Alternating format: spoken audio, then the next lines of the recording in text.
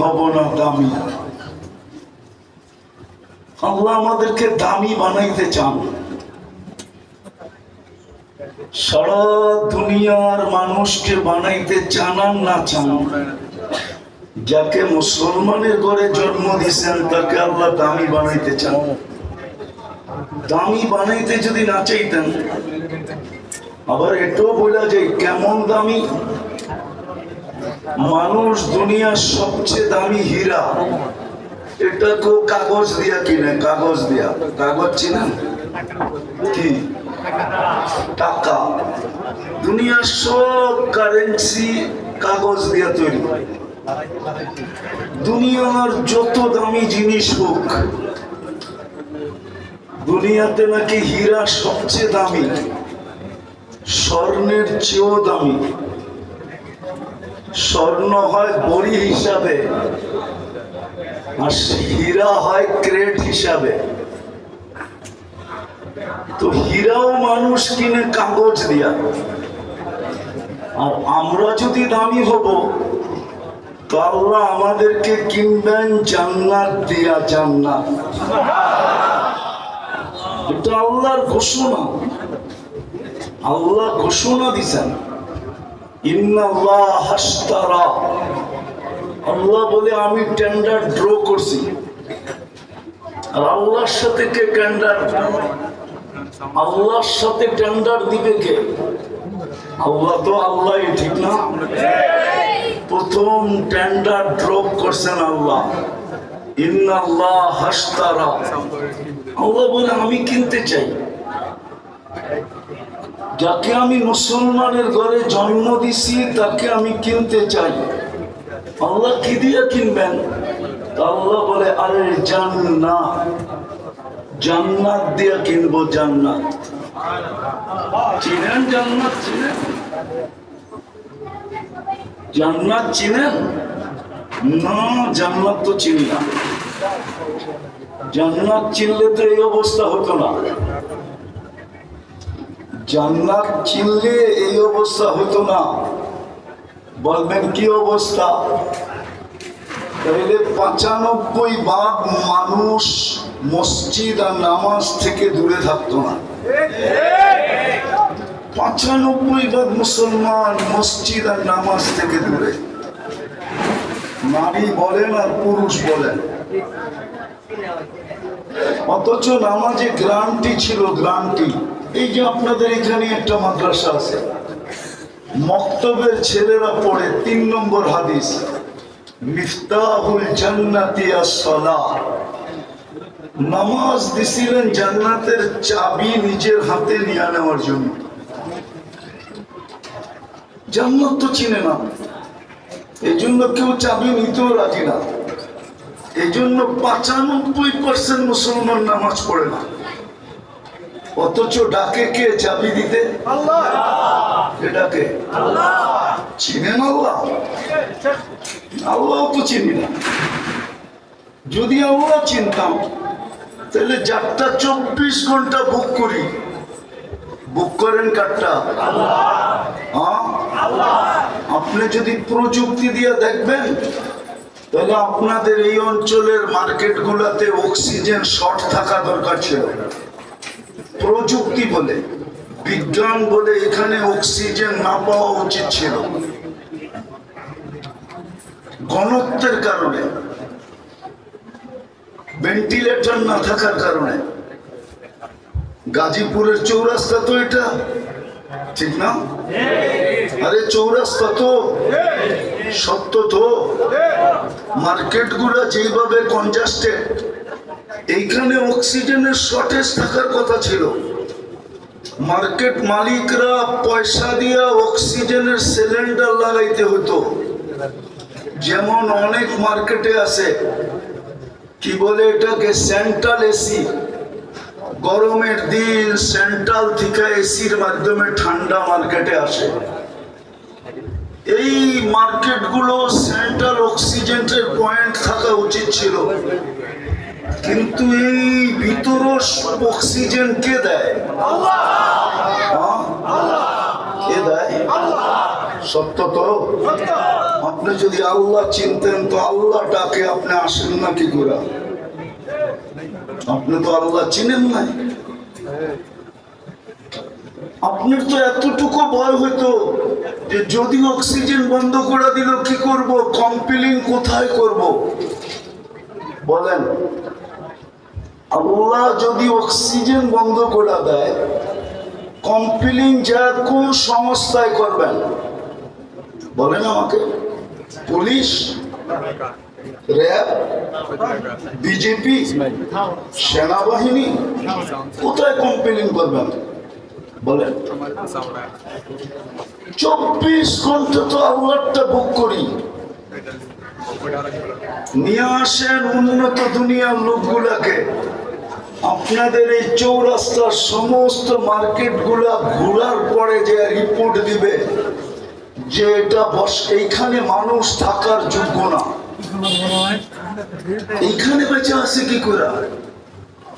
কিন্তু আমার বিশ্বাস গুলশানের সাথে যদি আপনাদের অ্যান্টিবডি চেক করা হয় তাহলে আপনাদের অ্যান্টিবডি বেশি পাওয়া যাবে। এটা আমার বিশ্বাস, আমার কাছে প্রমাণ আছে। 2020-এ যখন করোনা চলতেছিল তো বাংলাদেশে একটা জরিপ হয়েছে, গুলশান, বনানী, ধানমন্ডি, বাড়িদারানিয়া, যে এদের শরীরে অ্যান্টিবডি কতটুকু। সাথে সাথে তেজগাঁও বস্তিতেও অ্যান্টিবডি চেক করা হয়েছে। তেজগাঁও বস্তিতে পাওয়া গেছে 75 আর গুলশানে পাওয়া গেছে 65।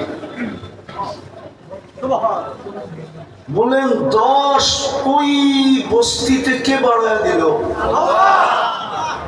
কে বাড়াইলো?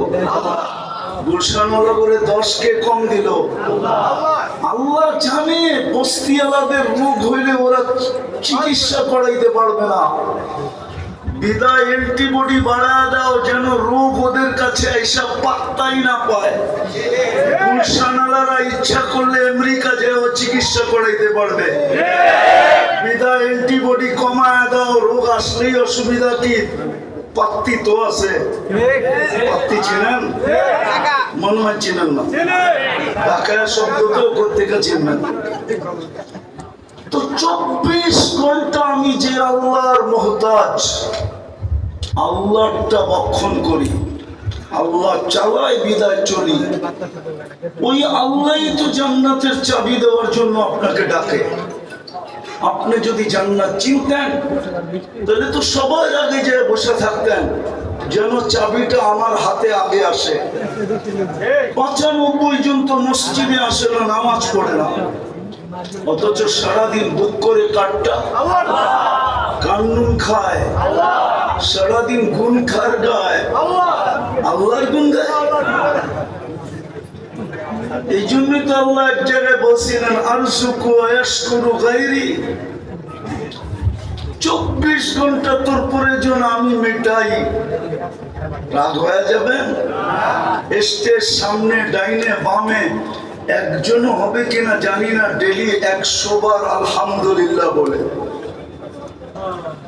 এই কথা ভাইবা যে সারাদিন নুন খাই আল্লাহ, কমসে কম 100 বার আলহামদুলিল্লাহ বলি। উচিত তো ছিল 1000 বার বলা, 2-4-10,000 বার বলা উচিত ছিল, শ্বাসে শ্বাসে বলা উচিত ছিল। গাজীপুরের মানুষ রাগ হয়ে যান না। অক্সিজেন যদি কিনতে হইতো ডেলি, পানির দামে 1 লিটার পানি 30 টাকা, ওই দামে যদি অক্সিজেন কিনতে হতো তাইলে এই প্রশান্ত কমপ্লেক্স কোনদিন হতো না। আমি মিলাই দিতেছি, রাখেন, চিল্লায়েন না, মনোযোগ দিয়ে শুনেন। প্রতি মাসে পার হেড 4,95,000 টাকা বিল দিতে হতো, ডেলি 16,500 টাকা বিল দিতে হতো। আল্লাহ যদি সিস্টেম করতেন ফ্রি পেড সিস্টেম, যে কার্ডে টাকা ভরা থাকবে তো অক্সিজেন চলবে, টাকা শেষ অক্সিজেন চলবে না, তুমি পড়ে থাকবে, যেমন বিদ্যুৎ অফ হয়ে যায়, তাইলে এই গাজীপুরের চৌরাস্তায় ডেলি 1000 মানুষ পাওয়া যেত, যারা পড়া আছে জিজ্ঞাসা করলে তুমি পড়া আসো কেন, তো কার্ড বাহির করে দেখাই তো অক্সিজেনের কার্ডে টাকা নাই, অক্সিজেন পাইতেছি না, অক্সিজেন। চাবি দিতে তো ডাকে ডেলি, 5 বার তো ডাকে। জান্নাত তো চিনি না, যদি চিনতাম হায় হায় হায়, তাহলে তো সকালের আগে যে কাতারে বসে থাকতাম, সিরিয়াল। হায় এক দোয়াই কাপড় শেষ, ঠিক না? মনে হয় বোঝেন নাই, জাকাতের কাপড় কিন্তু এক দোয়াই শেষ, ঠিক না? সত্য তো? হ্যাঁ, আরে আরে আরে ভালো মতে আওয়াজ না।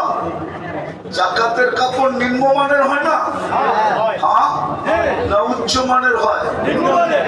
কয়েক বছর আগে তো নুরানি ফ্যাক্টরিতে কাপড় আনতে যে 27 জন মারা গেছে, ব্যাপারে আসছিল না, আসে নাই? মিডিয়ায় আসে না নাই? সামান্য দুনিয়ার একটা কাপড় আনার জন্য 27 জন জান দিছে। আজ পর্যন্ত মসজিদের প্রথম কাতারের জন্য কয়জন জান দিছে? একজন না। হায় হায় হায় হায়, ডেলি ডাকেন কয়বার? কি দেওয়ার জন্য ডাকে? জান্নাতের চাবি, চাবি না শুধু জান্নাতের চাবি দেওয়ার জন্য ডাকে। কিন্তু 90% মুসলমান নামাজ পড়ে না, অথচ 5 ওয়াক্ত পড়লে 50 ওয়াক্তের সওয়াব দেয়। কয় ওয়াক্ত পড়লে কয় ওয়াক্তের সওয়াব? 5 ওয়াক্ত পড়লে, এটা একা পড়লে, জামাতে না। জামাতে 5 ওয়াক্ত পড়লে 1350 ওয়াক্তের সওয়াব দেয়। কত? শুধু সওয়াব দেয় না, লেখা দেওয়া যেতে পারে। ওলামা মানবে কিনা জানি না, বলে দেবো কিনা? বলে দেওয়া যায়, এটা বলে দেওয়া যায়। 5 ওয়াক্ত নামাজ যে জামাতে পড়ে, আসসালাতু ইলা সালাতি কাফারা, এই হাদিসের দিকে দেখা বলে দেওয়া যায় যে এই ব্যক্তির আমলনামায় কোনো গুনাহ নাই নাই নাই নাই নাই, কোনো গুনাহ নেই। এত বড় জিনিসটা পাইলেন কার কারণে? কার কারণে বাইকে জুটলো? ওনাকেও তো চিনলাম না।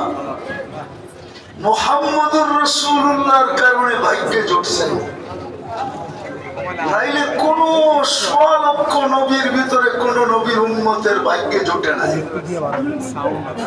হায়, আজকে না চিনলাম আল্লাহ, না চিনলাম জান্নাত, না চিনলাম চিরকান্ডারি মুহাম্মদুর রাসূলুল্লাহ সাল্লাল্লাহু আলাইহি ওয়াসাল্লাম। ওনাকেও চিনি না। উম্মত যদি ওনাকে চিনতো, তাহলে কোরআনে এত সুস্পষ্ট ঘোষণা থাকা সত্ত্বেও, কোরআনে সুস্পষ্ট ঘোষণা আছে, লান তারদা আনকাল ইহুদ ওয়ালান নাসারা হাত্তা তাত্তাবিয়া মিল্লাতাহুম। ও উম্মতে মুহাম্মাদি, কান খুলে শোনো, যতই তোমরা বিজাতির রঙে রঙিন হও না কেন, কোনদিন বিন্দু পরিমাণ জায়গা তোমরা ওদের দিলে পাবে না, না না না না। কোনদিন তোমরা ওদের কাছে প্রিয় পাত্র হবে না, কোনদিন তোমরা ওদের কাছে ভালোবাসার পাত্র হবে না, কোনদিন তোমরা ওদের কাছে স্নেহ পাবে না, মায়া পাবে না, মমতা পাবে না।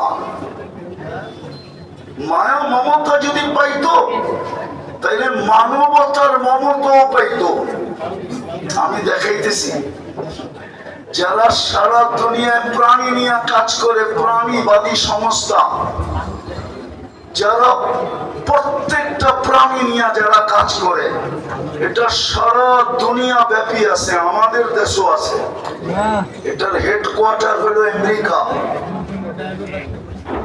আজ পর্যন্ত ফিলিস্তিনের ৮০,০০০ মানুষ মারা গেল। দুধের শিশুগুলো এক টুকরা রুটির জন্য এখনো চিৎকার দিয়ে জান দিতেছে। হাজার হাজার ট্রাক খাদ্য নিয়ে দাঁড়ায় আছে।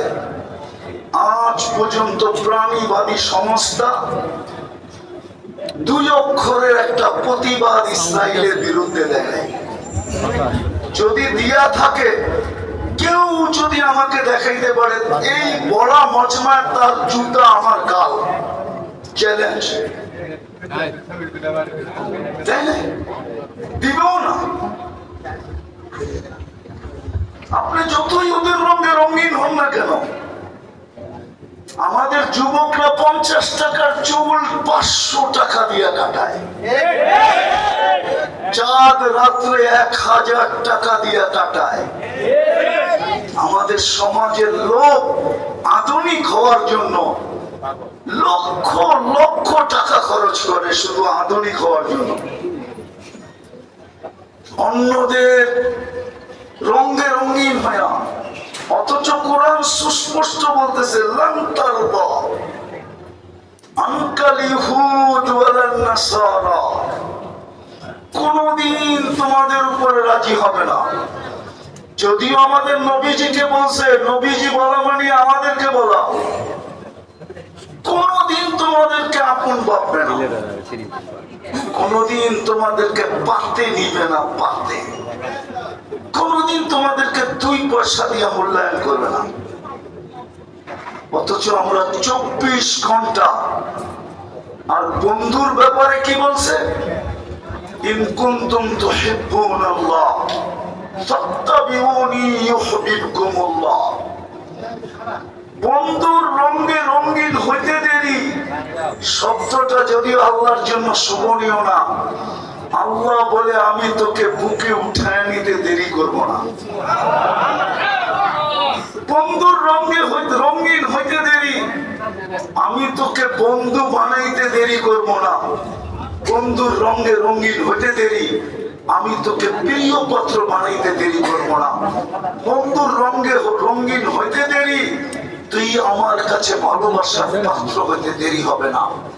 বন্ধুর রঙে রঙিন হতে দেরি, হায় হায় তোর নামে আমি জান্নাত লেখা দিতে দেরি করবো না। বন্ধুর রঙে রঙিন হতে দেরি, কবির কথা মতে, কবির কথা মতে ये दुनिया क्या चीज है, দুনিয়ার আর দাম কত? লৌহ কলম তেরে হ্যাঁ, আল্লাহ বলে সমগ্র জগৎ আমি তোর নামে লেখা দিয়া দেব। তুই আমার বন্ধুর রঙে রঙিন তো হোক। ওই রসুলের রঙে কেউ রঙিন হইতে রাজি না, জুতার বাড়ি খাইতে রাজি। হ্যাঁ হ্যাঁ, রাগ হয় না আমার শব্দতে। আজকে কুকুরের দাম আছে, মুসলমানের দাম নাই। আমি কুকুরের 7 স্টার হোটেল চিনি প্যারিসে। আমি প্যারিস 2 বার গেছি, 2 বার। আমি চিনি যে হোটেলে কুকুর 7 স্টার হোটেলে থাকে।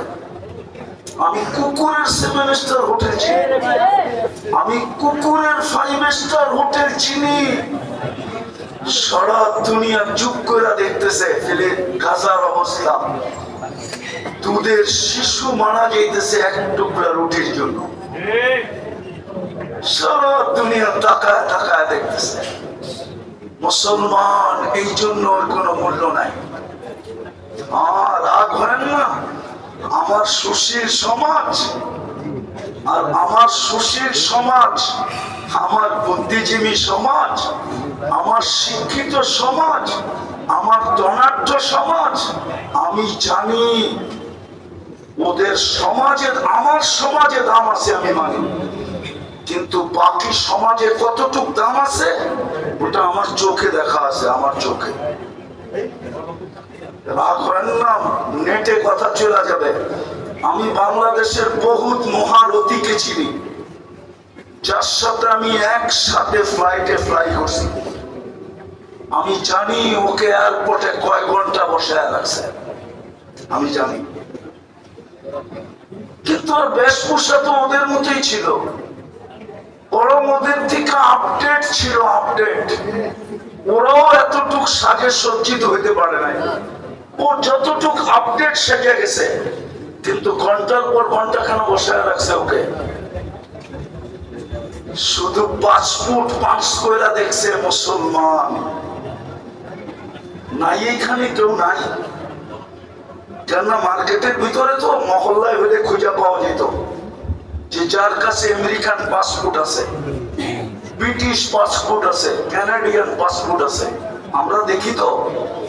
অথচ ওই দেশের পাসপোর্টধারী যখন ইমিগ্রেশনে পাসপোর্টটা দেয়, তো ওর দিকে যেইভাবে চোখ করে চায়, চোখ করে যেইভাবে চায়, আরেকটা হোয়াইট যখন পাসপোর্টটা দেয়, তো ও চোখ উঠাইও ওর দিকে তাকানোর সাহস পায় না, বরং পাসপোর্টটা পাঞ্চ করে আর হাতে দিয়া বলে ইউ আর গো, তুই চল। কিন্তু ওই দেশের পাসপোর্ট, কিন্তু সে মুসলমান ওর দিকে যে চোখ করে চায় আর যেইভাবে প্রশ্ন করে, বোঝা যায় যে ওকে পাসপোর্ট হলে কি হবে, মূল্যায়ন কতটুক করে এটা বোঝা যায়। কেন হবে না? ভালো মতে বুঝেন, আমি লম্বা করবো না, শরীয়তপুরি সব বসে আছে, বিদায় আমি অল্পতেই ছেড়ে দিব। ভালো মতে বোঝেন, কাজে দিবে। নাহলে সারাদিন ভোগ করি কাঠটা কাঠটা কাঠটা, দামি হয়ে যেতে হবে। কেননা মুসলমানের ঘরের সিলেকশন স্বয়ং সিলেক্টেড আল্লাহ। কোন নির্বাচন, কি বলে, নির্বাচনের হেড যিনি থাকে ওনাকে কি বলে, কোন নির্বাচন কমিশন না। আপনাকে আমাকে মুসলমানের ঘরে অস্তিত্ব দিছেন স্বয়ং আল্লাহ, উম্মতে মুহাম্মদী বানাইছেন স্বয়ং আল্লাহ। আল্লাহর ইচ্ছা না হলে উম্মতে মুহাম্মদী হওয়া যায় না। যদি হওয়া যাইত তাহলে কিতাবে হাজারো মানুষের দোয়া পাওয়া যায়, এমনকি নবীদের দোয়া পর্যন্ত পাওয়া যায়, যিনারা দোয়া করছিলেন আল্লাহ আমাকে উম্মত বানায়া দেন। শুধু একজনের দোয়া কবুল হয়েছে, ঈসা আলাইহিস সালাম। উনি উম্মত হিসাবে আসবে, উম্মত হিসাবে, নবী হিসাবে না, রাসূল হিসাবে আসবেন না। উনি আসবেন কিন্তু উম্মত হিসাবে আসবেন। হ্যাঁ হ্যাঁ, ওরা আমাদেরকে জিজ্ঞেস করেন, আর কারো দোয়া কবুল হয় নাই, আপনি তো দোয়া ছাড়াই চলে আসছেন। বিদায় দামি হয়ে যেতে হবে, দামি। এই জন্যই আপনার পিছনে বাজেট, সরকারও বাজেট করে দেশের জন্য, আল্লাহ আপনার আমার জন্য বাজেট করছেন, বাজেট। সরকারের বাজেট আর কয় টাকা? আপনার আমার পিছনে ডেলি প্রযুক্তি দিয়ে মিলাইলে আমি 2-4টা দেখাই, একটা তো দেখাইলাম পানি। বলেন খাদ্যের স্বাদটা যদি মেশিন দিয়ে চেক করে বাহির করতে হতো, তাইলে দোকানদারি করতেন না প্যাথোলজির লাইনে লাইন ধরে দাঁড়ায় থাকতেন যে আমি কিন্তু ডায়াবেটিসের রোগী, টাইম মতো খাইতে হবে, নাইলে হয়ে যাবে, আমারটা একটু আগে চেক করে দাও, আমার খাওয়ার স্বাদটা ঠিক আছে কিনা। জিহ্বা তো স্বাদ চেক করে দেয় যে এটা ভিতরে যাবে কি যাবে না, কি বলেন? সত্য তো? স্বাদ যদি ঠিক না থাকে তো জিহ্বা বলে না, ফুড পয়জন হবে, তোমার স্বাস্থ্যের ক্ষতি হবে, এটা খাওয়া যাবে না, স্বাদ ঠিক না, স্বাদ উপযোগী না, ঠিক না।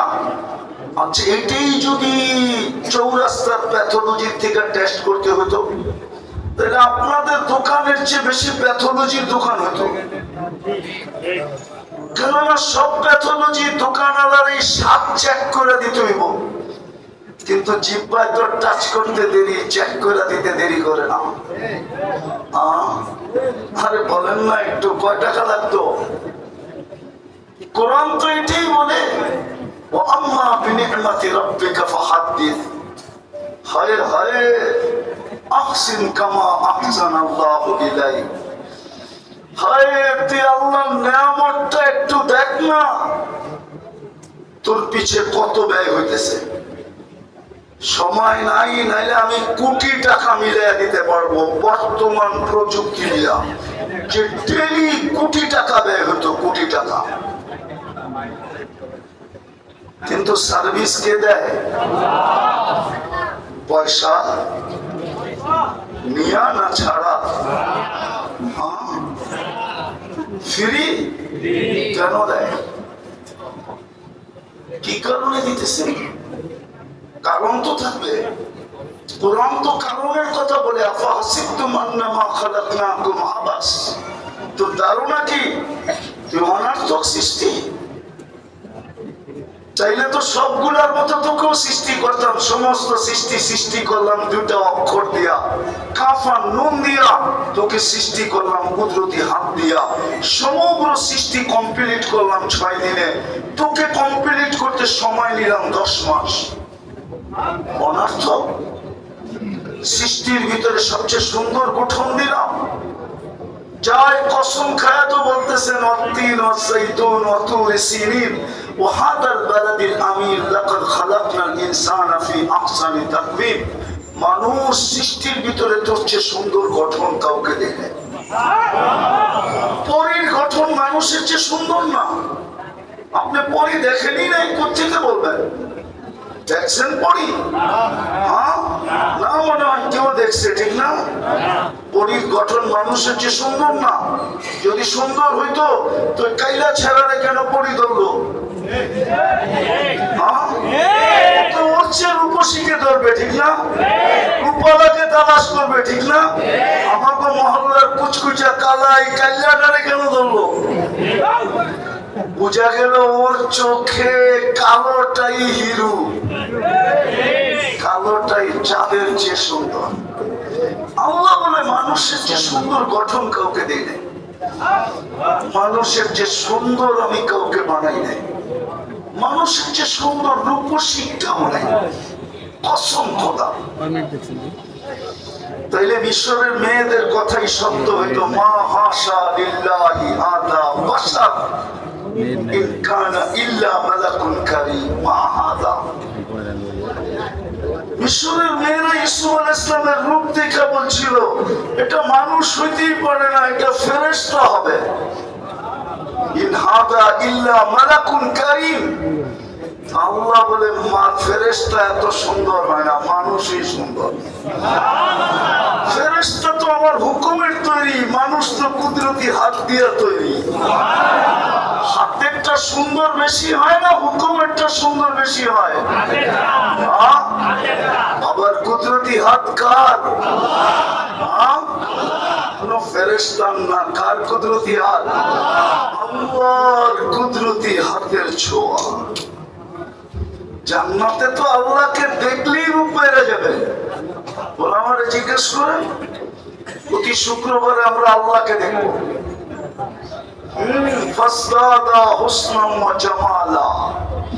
নারীদের আলোক, পুরুষদের আলোক আলাদা, রূপ বেড়ে যাবে। রূপ ইসদাদা হুসনাম ওয়া জামালা, রূপ রেখা এমন বাড়বে, জান্নাতের একজন আরেকজনকে দেখবে আর বলবে, একটু আগে সকালে তো দেখলাম তোমার একরকম, এখন এত রূপরেখা সুন্দর হলো কি করে?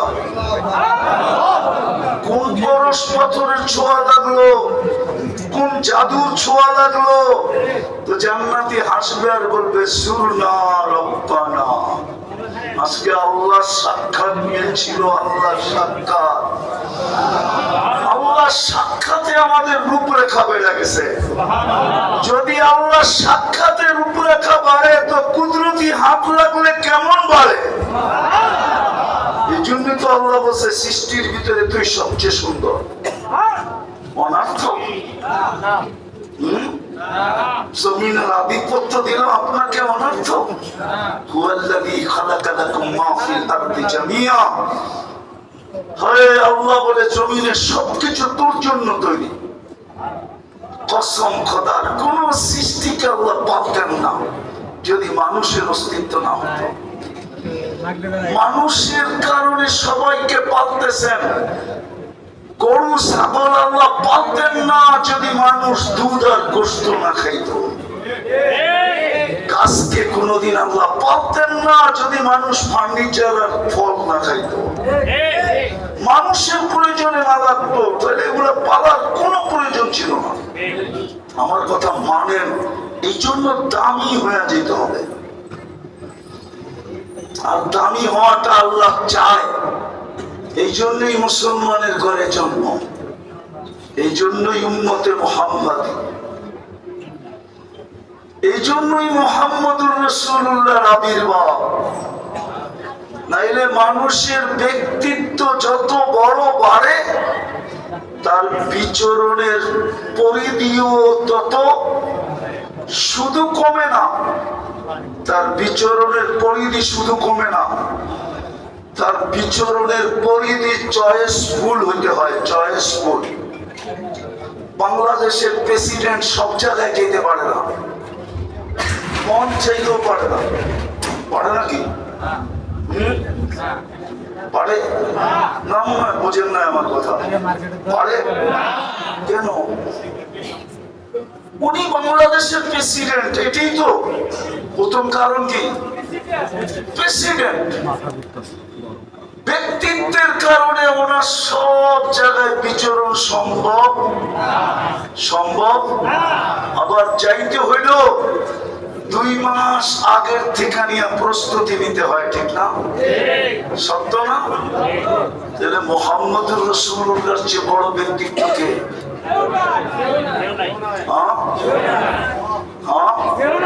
উনি জমিনে আসলেন কেন? উনার চেয়ে বড় ব্যক্তিত্ব তো নেই, উনি কেন জমিনে আসবে?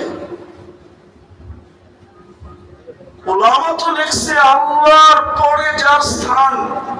আবার কেউ ভুল ব্যাখ্যা করেন না, যেমন আল্লাহর কোন দ্বিতীয় সত্য তো, এরকম বন্ধুরও কোন দ্বিতীয় আল্লাহরও দ্বিতীয় নাই, বন্ধুরও। এটা কলেমা দিয়েই বোঝা যায়। লা ইলাহা ইল্লাল্লাহ, এটার ভিতরে কোনো নুকতা আলা হরফ নাই। মুহাম্মদুর রাসূলুল্লাহ, এইখানেও কোনো নুকতা আলা হরফ নাই। লা ইলাহা ইল্লাল্লাহ 12 অক্ষর, মুহাম্মদুর রাসূলুল্লাহ 12 অক্ষর। উনি কেন জমিনে আসবে? যার বিচরণ ওইখানে, যেখানে নূরীদের সর্দার ফেরেশতা নূরের তৈরি, জিবরিল নূরীদের সর্দার, ফেরেশতাদের সর্দার। মেরাজের রাত্রে সিদরাতুল মুনতাহা পর্যন্ত পৌঁছে আল্লাহ রাসূলকে বলতেছে আগে যান। আর আগের জগৎটা পুরাটাই নূর আর নূর। কি কি আরে বলেন না কি? জিবরিল আলাইহিস সালাম বলতেছে আমি, বলছে আগে যাবেন না, বলছে অনুমতি নাই।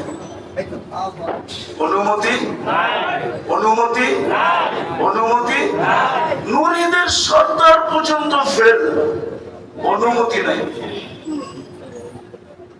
আবার আরেকটা কথা বলছেন, আমার শরীরে শক্তিও নাই, ওইখানে যাওয়া যাবে না। কে যাবে? আপনি। যিনি চাইতে চাইতে চাইতে চাইতে আরশের নিচ পর্যন্ত গেছেন, ওইখান থেকে আল্লাহ বলছে আরশের উপরে আসেন। তারপরে আসছে দানা দানা দানা দানা দানা সুম্মা দানা সুম্মা ফাকাবা কাউসাইনি আও আদনা। নৈকট্য লাভ করতে করতে করতে করতে কাবা কাউসাইনি আও আদনা, যার পরে আর নৈকট্যের কোন সীমারেখা নাই, ওই সীমারেখা পর্যন্ত যিনি পৌঁছে গেলেন, উনি জমিনে আসবে কেন? আমাকে যুক্তি দিয়ে বোঝান, কেন আসবে? উনি কেন জমিনে আসবে? এত বড় ব্যক্তিত্ব এই পচা দুনিয়ায় কেন জমিনে আসবে? এটাই বুঝাইতে চাইতেছিলাম। আল্লাহ করুক বুঝে আসুক। আজকে তওবা করে উঠি, তাইলে কাজে দিবে, তাইলে সিরাত কনফারেন্স কাজে লাগবে, তাইলে মুহাম্মদুর রাসূলুল্লাহর চোখের পানি কাজে লাগবে। আজকে আল্লাহ আমাদের উপরে নারাজ। ওলামা বসা আছে এখানে, আর গাজীপুর হলো ওলামাদের টিপু। কি টিপু বোঝেন? টিপু কি? হ্যাঁ, ফ্যাক্টরি, যেরকম কারখানা, ওলামারও কারখানা। বরং এটা বললে কোনো ভুল হবে না। আপনারা যদি গাজীপুরের আলেমদের থেকে কাউকে আলেম বলে স্বীকৃতি পান, তাইলে হয়তো সে আলেম হবে। আর যদি দেখেন গাজীপুরের থেকে কেউ কারো বিরুদ্ধে লেখছে, তাহলে মনে করবেন ও আলেমের খাতায় নাই। এত বড় বড় আলেম এখানে। যেটা বুঝাইতে চাইছিলাম, আল্লাহর ঘরের উপরে 360টা মূর্তি। কয়টা? কই? কাবার উপরে, ঠিক না? আল্লাহ কিচ্ছু বলে না। আল্লাহর ঘরের তোয়াফ উলঙ্গ, কিচ্ছু বলে না। ওই চত্বরে বসে 360-এর পূজা করতেছে, কিচ্ছু বলে নাই। খালি বন্ধুকে তাপ্পান লাকা বলতে দেরি।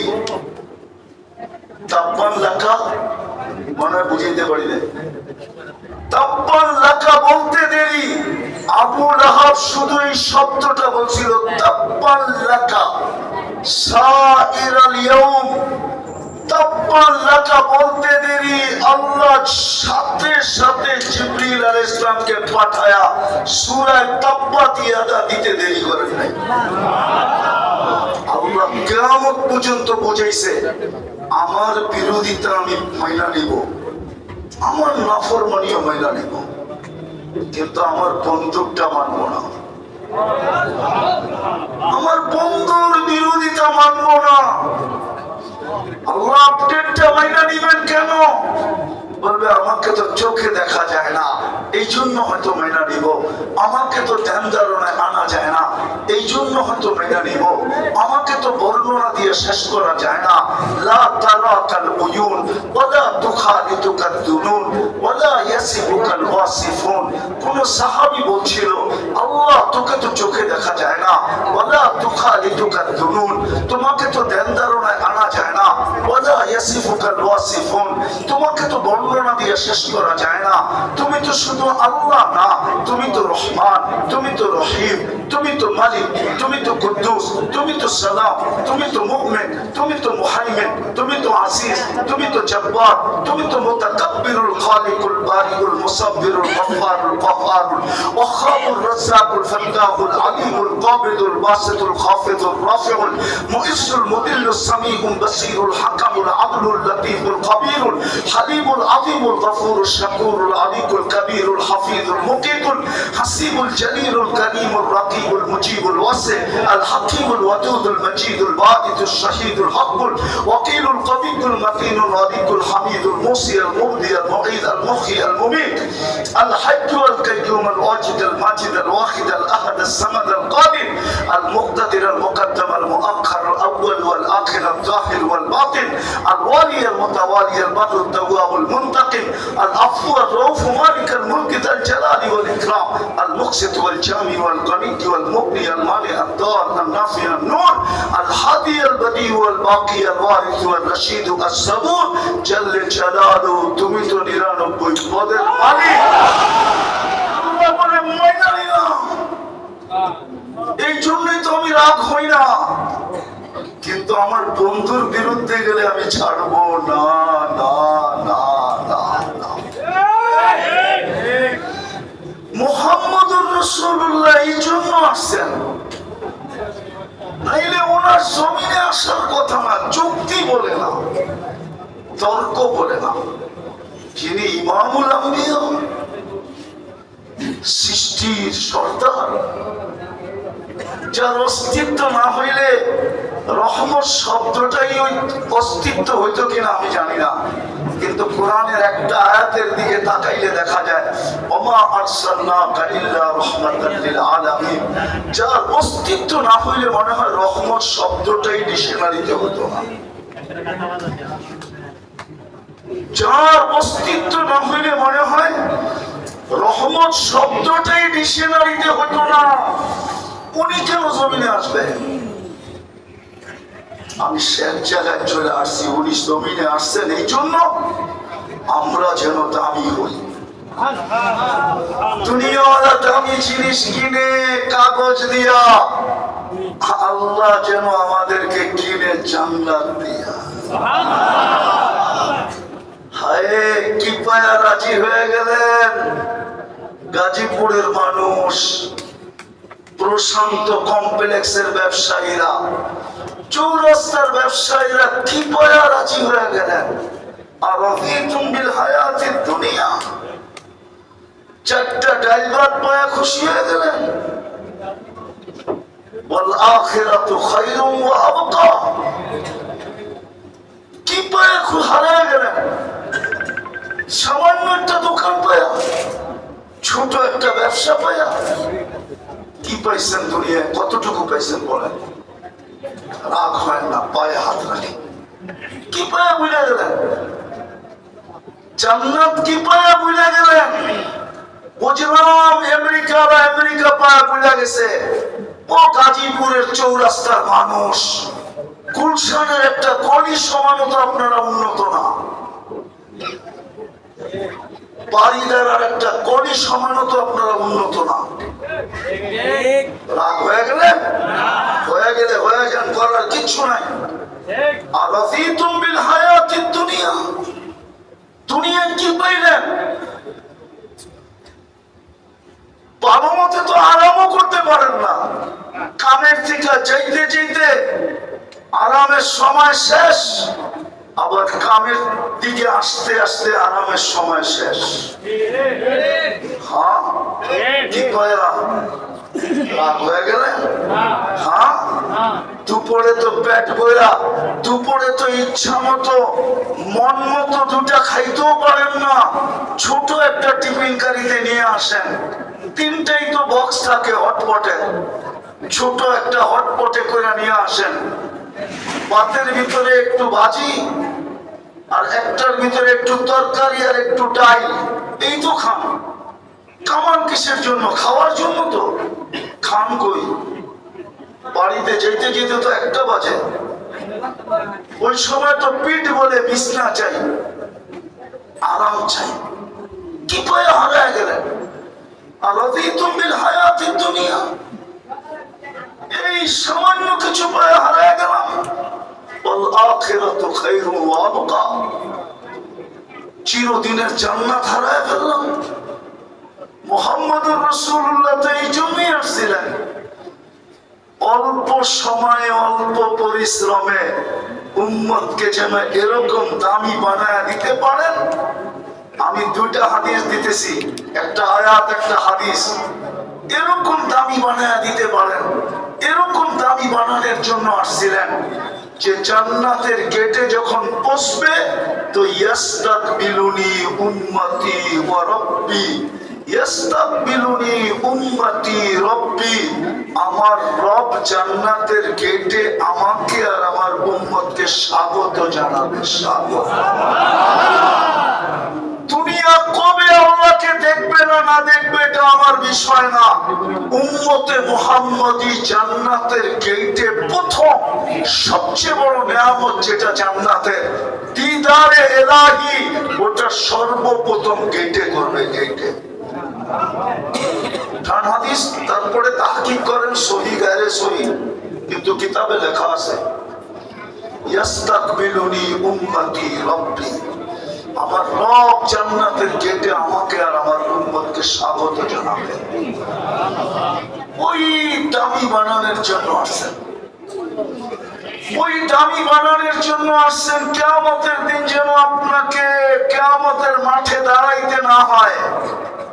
বলবেন তাইলে আমরা কোথায় দাঁড়াবো? সবাই তো কিয়ামতের মাঠে দাঁড়াবে। আমি লেখি নাই, আমার বিরুদ্ধে লেখা কোনো লাভ নাই। জালালউদ্দিন সুয়ুতী রহমতুল্লাহ আলাইহি লেখছেন, আমি তো ওনার কিতাব খুঁজে বের করছি, আপনারাও খুঁজে বের করেন। উনি লিখছেন এই উম্মত, কোরআনও আছে, কোরআনেরও ইঙ্গিত আছে, শুহাদা আলান নাস, কিয়ামতের দিন এই উম্মত আল্লাহর পক্ষে সাক্ষী হিসাবে আল্লাহর পাশে দাঁড়াবে। সাক্ষী সবসময় জজের পাশে দাঁড়ায়, কাঠগড়ায় দাঁড়ায় না। আর সাক্ষী যদি হয় রাজসাক্ষী, রাজসাক্ষী বোঝেন? আরে রাজসাক্ষী মনে হয় বোঝেন না আপনারা, বোঝেন? কি বোঝেন বলেন? আরে রাজসাক্ষী বোঝেন আপনারা? যেমন বর্তমান সরকারের রাজসাক্ষী হলো আমাদের পুলিশের আইজি সাহেব, প্রাক্তন আইজি সাহেব উনি হইলেন রাজ কি সাক্ষী। ওনার এন্টার দায় দায়িত্ব এখন সরকারের উপরে, ওনাকে নিয়ে আসা, নিয়ে যাওয়া, রাখা, থাকা, খাওয়া এন্টার। কেননা ওই রাজ সাক্ষী যদি গায়েব হয়ে গেল, পুরা কেস আটলান্টিকের তলদেশে ডুবে যাবে। এই উম্মত কিয়ামতের দিন রাজ সাক্ষী, সমস্ত উম্মতের জন্য রাজ সাক্ষী উম্মতে মুহাম্মাদী, শুহাদা আলান নাস। বুখারীতে আছে, আল্লাহ নূহ আলাইহিস সালামকে জিজ্ঞাসা করবেন, নূহ পৌঁছেছিলা? তো উনি বলবে ৯৫০ বছর। জাতিকে জিজ্ঞাসা করবে, নূহ পৌঁছেছে, তোমরা সাড়া দাও নাই কেন? জাতি জায়গাটা জায়গায় পোল্ট্রি নিবে। পোল্ট্রি বোঝেন? আবার পোল্ট্রি মুরগি বুঝেন না, কিন্তু পোল্ট্রি বোঝেন তো? বিলকুল উল্টা যাবে, বলবে নূহ নামের কাউকে চিনি না। আল্লাহ জিজ্ঞেস করবে, নূহ সাক্ষী কই? আপনার পাশেই তো দাঁড়ানো আছে। কে? উম্মতে মুহাম্মাদী। আল্লাহ জিজ্ঞেস করবে, নূহ আলাইহিস সালাম কি বলে, তোমরা সাক্ষী দিবে? তো বলবে, দিবে না কেন? সূরা নূহ তো আমাদের কোরআনে ছিল। তখন সবাই সূরা নূহ পড়ে শোনায় দিবে যে আল্লাহ নূহ আলাইহিস সালামের জাতি মিথ্যাবাদী, নূহ আলাইহিস সালাম সত্যবাদী। আল্লাহ সিদ্ধান্ত দিবে নূহ আলাইহিস সালামের পক্ষে। আমরা রাজ সাক্ষী, আমাদেরকে দামি বানানোর জন্য আসছেন মুহাম্মদুর রাসূলুল্লাহ। হায় হায়, আসছিলেন তো বটে, আসছিলেন বটে, দ্বিতীয় চেয়েছিলেন বটে যে সমগ্র জান যখন খালি হাতে যে কি করবেন, সমগ্র জগতের ভান্ডারের চাবি দিয়ে দিই। হায়, কেমন রসূল, কেমন রসূল, উম্মতের কেমন কান্ডারি। বলছে ৬০-৭০ বছর থাকবো, চাবি নিতে রাজি না। বলো আমার চাবি নিছে কিনা নেই? হাদিসের শব্দ তো হলো উতিতু মাফাতিহাস সামাওয়াতি ওয়াল আরদ, আমাকে দেওয়া হয়েছিল আকাশ জমিনের চাবি, চাবি তো নেন নাই। তৃতীয় অফার ছিল, আল্লাহ লাউ শিতা লাজআলতু জিবালাতা তিহামাতা যাহাবা, চাইলে মক্কার পাহাড়গুলোকে সোনা বানায় দিই। বলছে এটাও নিব না, যে আপনার জন্য আমার জন্য পেটে পাথর মারছেন। ৩ মাসের পর মার্চার ঘরে চুলা জ্বলে নাই।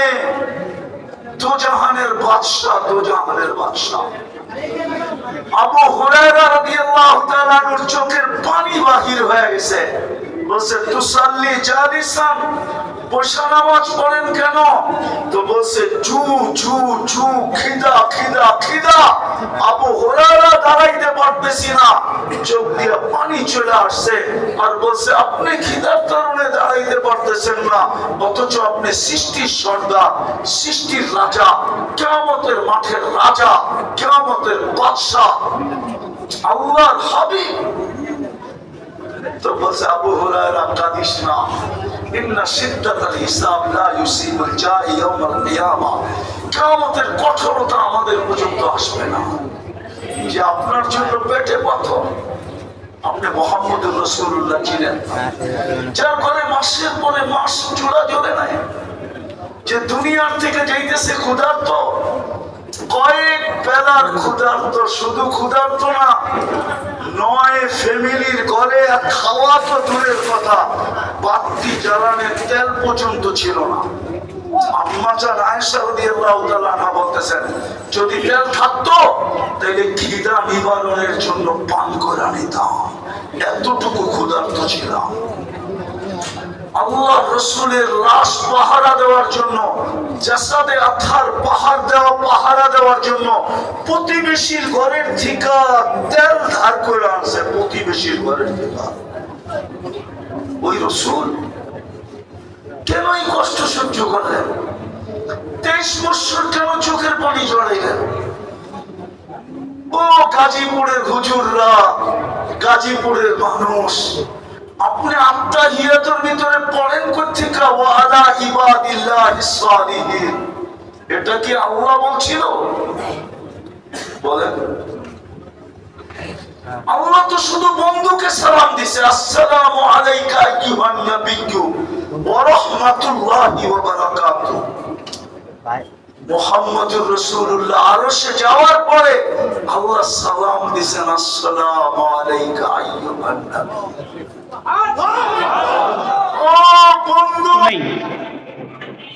সহিহ বুখারী শরীফের হাদিস 2732 নম্বর হাদিস। সুলহুল হুদাইবিয়া, নবীজির ষষ্ঠ হিজরতের 6ষ্ঠ বছরে 6তম বছরে নবীজি সাল্লাল্লাহু আলাইহি ওয়াসাল্লাম কাফেরদের সাথে একটা শান্তি চুক্তি হয়, যেটা আপনার খ্রিস্টপূর্ব যদি আপনি গণনা করেন খ্রিস্টীয় সাল, যেটা 628 সালে, মানে এখন 2025, প্রায় 1397 বছর আগে রসুল্লাহ কাফেরদের সাথে একটা শান্তি চুক্তি করেছিলেন, যেটাকে হাদিসের ভাষায় বলা হয় সুলহুল হুদাইবিয়া বা হুদাইবিয়ার শান্তি চুক্তি। সুবহানাল্লাহ। তখন মুসলমানদের পক্ষে যারা জনপ্রতিনিধি হিসেবে সেখানে দায়িত্ব পালন করেছেন, স্বয়ং নবীজিও ছিলেন, আবার কাফেরদের মধ্যে যারা যারা ছিলেন তাদের মধ্যে একজন ব্যক্তি কাফেরদের মধ্যে খুব মেধাবী, তুখোর মেধাবী মানুষ, তিনি পরবর্তীতে ইসলাম গ্রহণ করেছেন। ওনার নাম হযরতে উরওয়া বিন মাসউদ আস-সাকাফি রাদিয়াল্লাহু তাআলা আনহু। নামটা কি? উরওয়া বিন মাসউদ আস-সাকাফি। উনি তখনও কাফের। তো মক্কার কাফেরেরা, বড় বড় লিডাররা তাকে দায়িত্ব দিয়ে রসুলের সাথে বিষয়টা ডিল করার জন্য পাঠিয়েছেন। সেখানে যাওয়ার পরে তিনি মুহাম্মদ সাল্লাল্লাহু আলাইহি সাল্লামকে ইতিপূর্বে এত কাছে থেকে দেখেন নেই, শুধু শুনতেন যে মুহাম্মদকে তার সাহাবী যারা আছে, তার সহচর যারা আছে, তারা খুব শ্রদ্ধা করে, খুব ভালোবাসে, ওই ব্যক্তির প্রতি খুব এশক তাদের ভিতরে। তো কাছে থেকে এতটা দেখার সুযোগ হয় নাই, যেহেতু একটা বিশাল বড় শান্তি চুক্তি একদিনই কমপ্লিট হয় নাই, কয়েকদিন তারা একত্রে বসেছেন। তো সেই উরওয়া ইবনে মাসউদ আস-সাকাফি রাদিয়াল্লাহু তাআলা আনহু, তিনি যখন এই সন্ধি চুক্তির কাজ শেষ করেছেন, 10 বছরের সন্ধি চুক্তি, যেটা 2 বছর টিকে ছিল, এরপরে মুনাফিকির কারণে নষ্ট হয়ে গেছে। সেই সন্ধি চুক্তিতে রসুলকে কাছে থেকে দেখার পরে উনি দেখলেন যে রসুলকে তার সাহাবীরা খুব শ্রদ্ধা করে, খুব ভালোবাসে। তখন তিনি কাফেরদের কাছে আসার পরে বলল যে, ভাই, আমি তো পৃথিবীর বড় বড় রাজা বাদশাদের কাছে গিয়েছি, সবাই প্রজারা মনিবদেরকে, রাজাদেরকে শ্রদ্ধা করে, তবে মুহাম্মদ সাল্লাল্লাহু আলাইহি সাল্লামকে যেই পরিমাণ শ্রদ্ধা আর ভক্তি তার সাহাবীরা করে, এরকম ইতিপূর্বে নজির আমি আর দেখি নাই। সুবহানাল্লাহ। বুখারী শরীফের 2732 নম্বর হাদিস। হযরতে উরওয়া ইবনে মাসউদ আস-সাকাফি রাদিয়াল্লাহু তাআলা আনহু বলেন, ওয়াল্লাহি ক্বাদ ওয়াফাততু আলাল মুলুকি ওয়াফাততু আলা কাইসার ওয়া কিসরা ওয়ান নাজ্জাশী। তার সম্প্রদায়ের কাফের লিডারদের কাছে এসে বলেন, আল্লাহর কসম গো শোনো, পৃথিবীর বড় বড় রাজা বাদশাদের সামনে আমি গিয়েছি, তাদের সাথে সাক্ষাৎ করেছি। পৃথিবীর বড় বড় পরাশক্তি কিসরা সম্রাট, কাইসার সম্রাট, তখনকার পরাশক্তি বাদশা নাজ্জাশী, তার কাছেও আমি গিয়েছি। আমি সমস্ত বাদশাদের কাছে যাওয়ার পরে যেটা আবিষ্কার করলাম, যেটা বুঝতে পারলাম, ওয়াল্লাহি ইন রাআইতু মালিকান কাত্তু ইউআযিমুহু আসহাবুহু মা ইউআযিমু আসহাবু মুহাম্মাদিন মুহাম্মাদা। হযরত উরওয়া ইবনে মাসউদ আস-সাকাফি বলেন, এত বড় বড় রাজা বাদশাদের কাছে আমি গেলাম, সবাই সবাইকে সম্মান করে দেখলাম, তবে মা ইউআযিমু আসহাবু মুহাম্মাদিন মুহাম্মাদান, নবী মুহাম্মদকে তার সাথীরা যেই পরিমাণ শ্রদ্ধা করে, এই পরিমাণ শ্রদ্ধা অন্য কোন রাজা বাদশাকে তার প্রজারা করতে দেখি নাই। সুবহানাল্লাহ, সুবহানাল্লাহি ওয়া বিহামদিহি। কাফেররা জিজ্ঞাসা করে, বলেন দেখি কি পরিমাণ সম্মান করেছে, কি দেখলেন, কি আবিষ্কার করলেন? সহিহ বুখারীর হাদিস, উরওয়া ইবনে মাসউদ আস-সাকাফি রাদিয়াল্লাহু তাআলা আনহু বলেন, ওয়াল্লাহি খোদার কসম দিয়ে বলি, শোনো, অন্যতায় তোমরা বিশ্বাস করবা না, আমি দেখলাম মা তানাখামা রাসূলুল্লাহ সাল্লাল্লাহু আলাইহি ওয়াসাল্লাম নুখামাতান, আমি দেখলাম আল্লাহর নবী মুহাম্মদ আরবি থুতু ফেলতেন, কফ ফেলতেন। থুতু ফেলার সময় এমন সময় দেখতাম মা নুখামাতান ইল্লা ওয়াকাত ফি ইয়াদি রাজুলিন, তার সাহাবীরা সেটা হাতে নিয়ে ফেলতো। এমন সময় দেখতাম হাতে নেওয়ার পরে ও দালাকা বিহা ওয়াজহাহু ওয়া জিলদাহু, ওইটা তাদের চেহারা এবং চামড়ার মধ্যে মিশায় ফেলতেন। সুবহানাল্লাহ। এমন ভাবে আমি দেখলাম, বিষয়টা বুঝছেন? আপনি বলবেন যে থুতু মুখে মাখছে, ভাই আপনার আমার থুতু থেকে দুর্গন্ধ বের হয়, সুবাস ছড়ায় না, কিন্তু রাসূলুল্লাহর থুতু, এটা রাসূলের মুজিজা কারামতের অন্তর্ভুক্ত ছিল, সুঘ্রাণ ছড়াতো। সুবহানাল্লাহ কোন রাসূলুল্লাহ যতবার বাথরুম করেছেন, যতবার টয়লেট করেছেন, জমিন সাথে সাথে গ্রাস করে ফেলেছে। সুবহানাল্লাহ কোন না, এটা রাসূলের কারামতি ছিল। হযরত উরওয়া ইবনে সাকিব রাদিয়াল্লাহু তাআলা আনহু, হযরত উরওয়া ইবনে মাসউদ আস-সাকাফি রাদিয়াল্লাহু তাআলা আনহু বলেন, ওয়াল্লাহি মা তানাখামা রাসূলুল্লাহি নুখামাতান ইল্লা ফি ওয়াকাত ফি ইয়াদি রাজুলিন মিনহুম, যতবার থুতু ফেলতো দেখতাম সাহাবীরা সেটা হাতে নিয়ে নিত, এমনকি ফাদালাকা বিহা ওয়াজহাহু ওয়া জিলদাহু, সেই থুতুটা তারা চামড়ার মধ্যে, চেহারার মধ্যে মেখে ফেলতো। এমনকি আমি আরো দেখলাম, ইযা আমারাহু ইবতাদারু আমরাহু, মুহাম্মদ আরবি যখন তাদেরকে কোনো অর্ডার করতেন, সেটা বাস্তবায়নের জন্য তারা উঠে পড়ে লেগে যেত, কে সেটা পালন করবে, প্রতিযোগিতায় নেমে যেত। এমনকি আমি আরো দেখলাম, ইযা তাওয়াদ্দা, যখন নবী ওযু করতেন, কাদু ইয়াক্তাতিলুনা আলা ওযুইহি, নবী মুহাম্মদ যখন ওযু করতেন, আমি তখন দেখতাম ওযুর পানিটা যেন জমিনে পড়ে না যায়, ওই ওযুর পানিটা সংরক্ষণ এবং হেফাজত করার জন্য তারা প্রায় যুদ্ধ লেগে যেত। সুবহানাল্লাহ। কাদু ইয়াক্তাতিলুনা আলা ওযুইহি, প্রতিযোগিতা করত। ওয়া ইযা তাকাল্লামা, নবী মুহাম্মদ যখন কথা বলতেন, আমি দেখতাম কথা বলার সময় তিনি যখন সামান্য আওয়াজে কথা বলতেন, নিচু আওয়াজে কথা বলতেন, একদিকে নবী কথা বলা শুরু করেছেন, খাফাদু, তারা সাহাবীরা সাথে সাথে সবাই চুপ হয়ে যেতেন। এমনকি ওয়ামা ইউহিদ্দুনা ইলাইহি নাজরা তাযীমান লাহু, আমি যতদিন তার কাছে ছিলাম, আমি ততদিন দেখলাম মুহাম্মদ আরবির সামনে একজন সাহাবী ও নবীর চোখে চোখ তুলে কোনোদিন কথা বলে নাই। সুবহানাল্লাহ। এত শ্রদ্ধা, এত ভক্তি, মা ইউহিদ্দুনা নাজরা ইলাইহি তাযীমান লাহু, মানে চোখের দিকে তাকায় কথা বলতে পারে না, এত শ্রদ্ধা করতেন। কতটুক শ্রদ্ধা, কতটুক ইশক থাকলে এমন অনুভূতি সাহাবীরা রসুলের সামনে জাহির করতে পারে। কাফের একজন জনপ্রতিনিধি, তিনি কাফেরদের সামনে কথা বলেছেন। মুফাসসিরিনে কেরাম, মুহাদ্দিসিনে কেরাম বলেন, এই ঘটনা থেকেই হযরতে উরওয়া ইবনে মাসউদ আস-সাকাফি রাদিয়াল্লাহু তাআলা আনহু, তিনি তখনও কাফের, কিন্তু রসুলের প্রতি সাহাবীদের এই সম্মান তাজিম দেখে তখনই মূলত তার অন্তরে আল্লাহ ঈমানের বীজ বপন করেছিলেন। সুবহানাল্লাহ, সুবহানাল্লাহি ওয়া বিহামদিহি। এই হলো ইশকে রাসূল।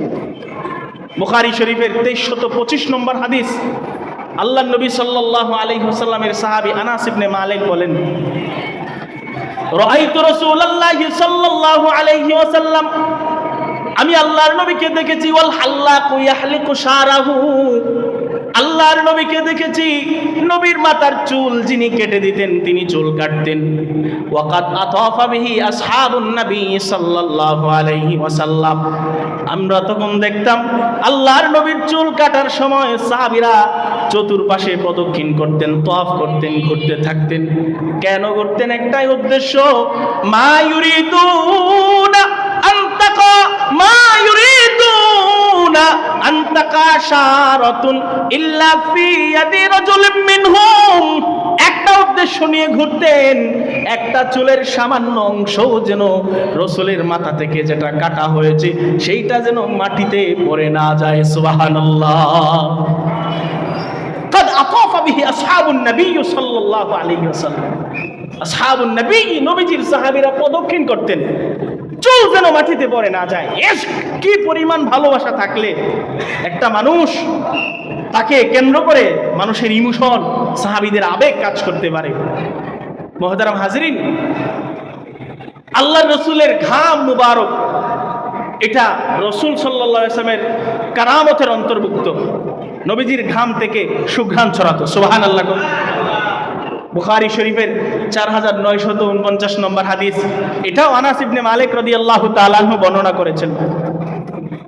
আল্লাহর নবী একদিন কোথাও যাচ্ছেন, 10 বছরের খাদেম আনাস ইবনে মালিক রাদিয়াল্লাহু তাআলা আনহু, তিনি রসুলের সাথে আছেন। এমন সময় আল্লাহর নবী বলেন, আনাস, আমার ক্লান্তি লাগছে, আমার একটু বিশ্রাম করা দরকার।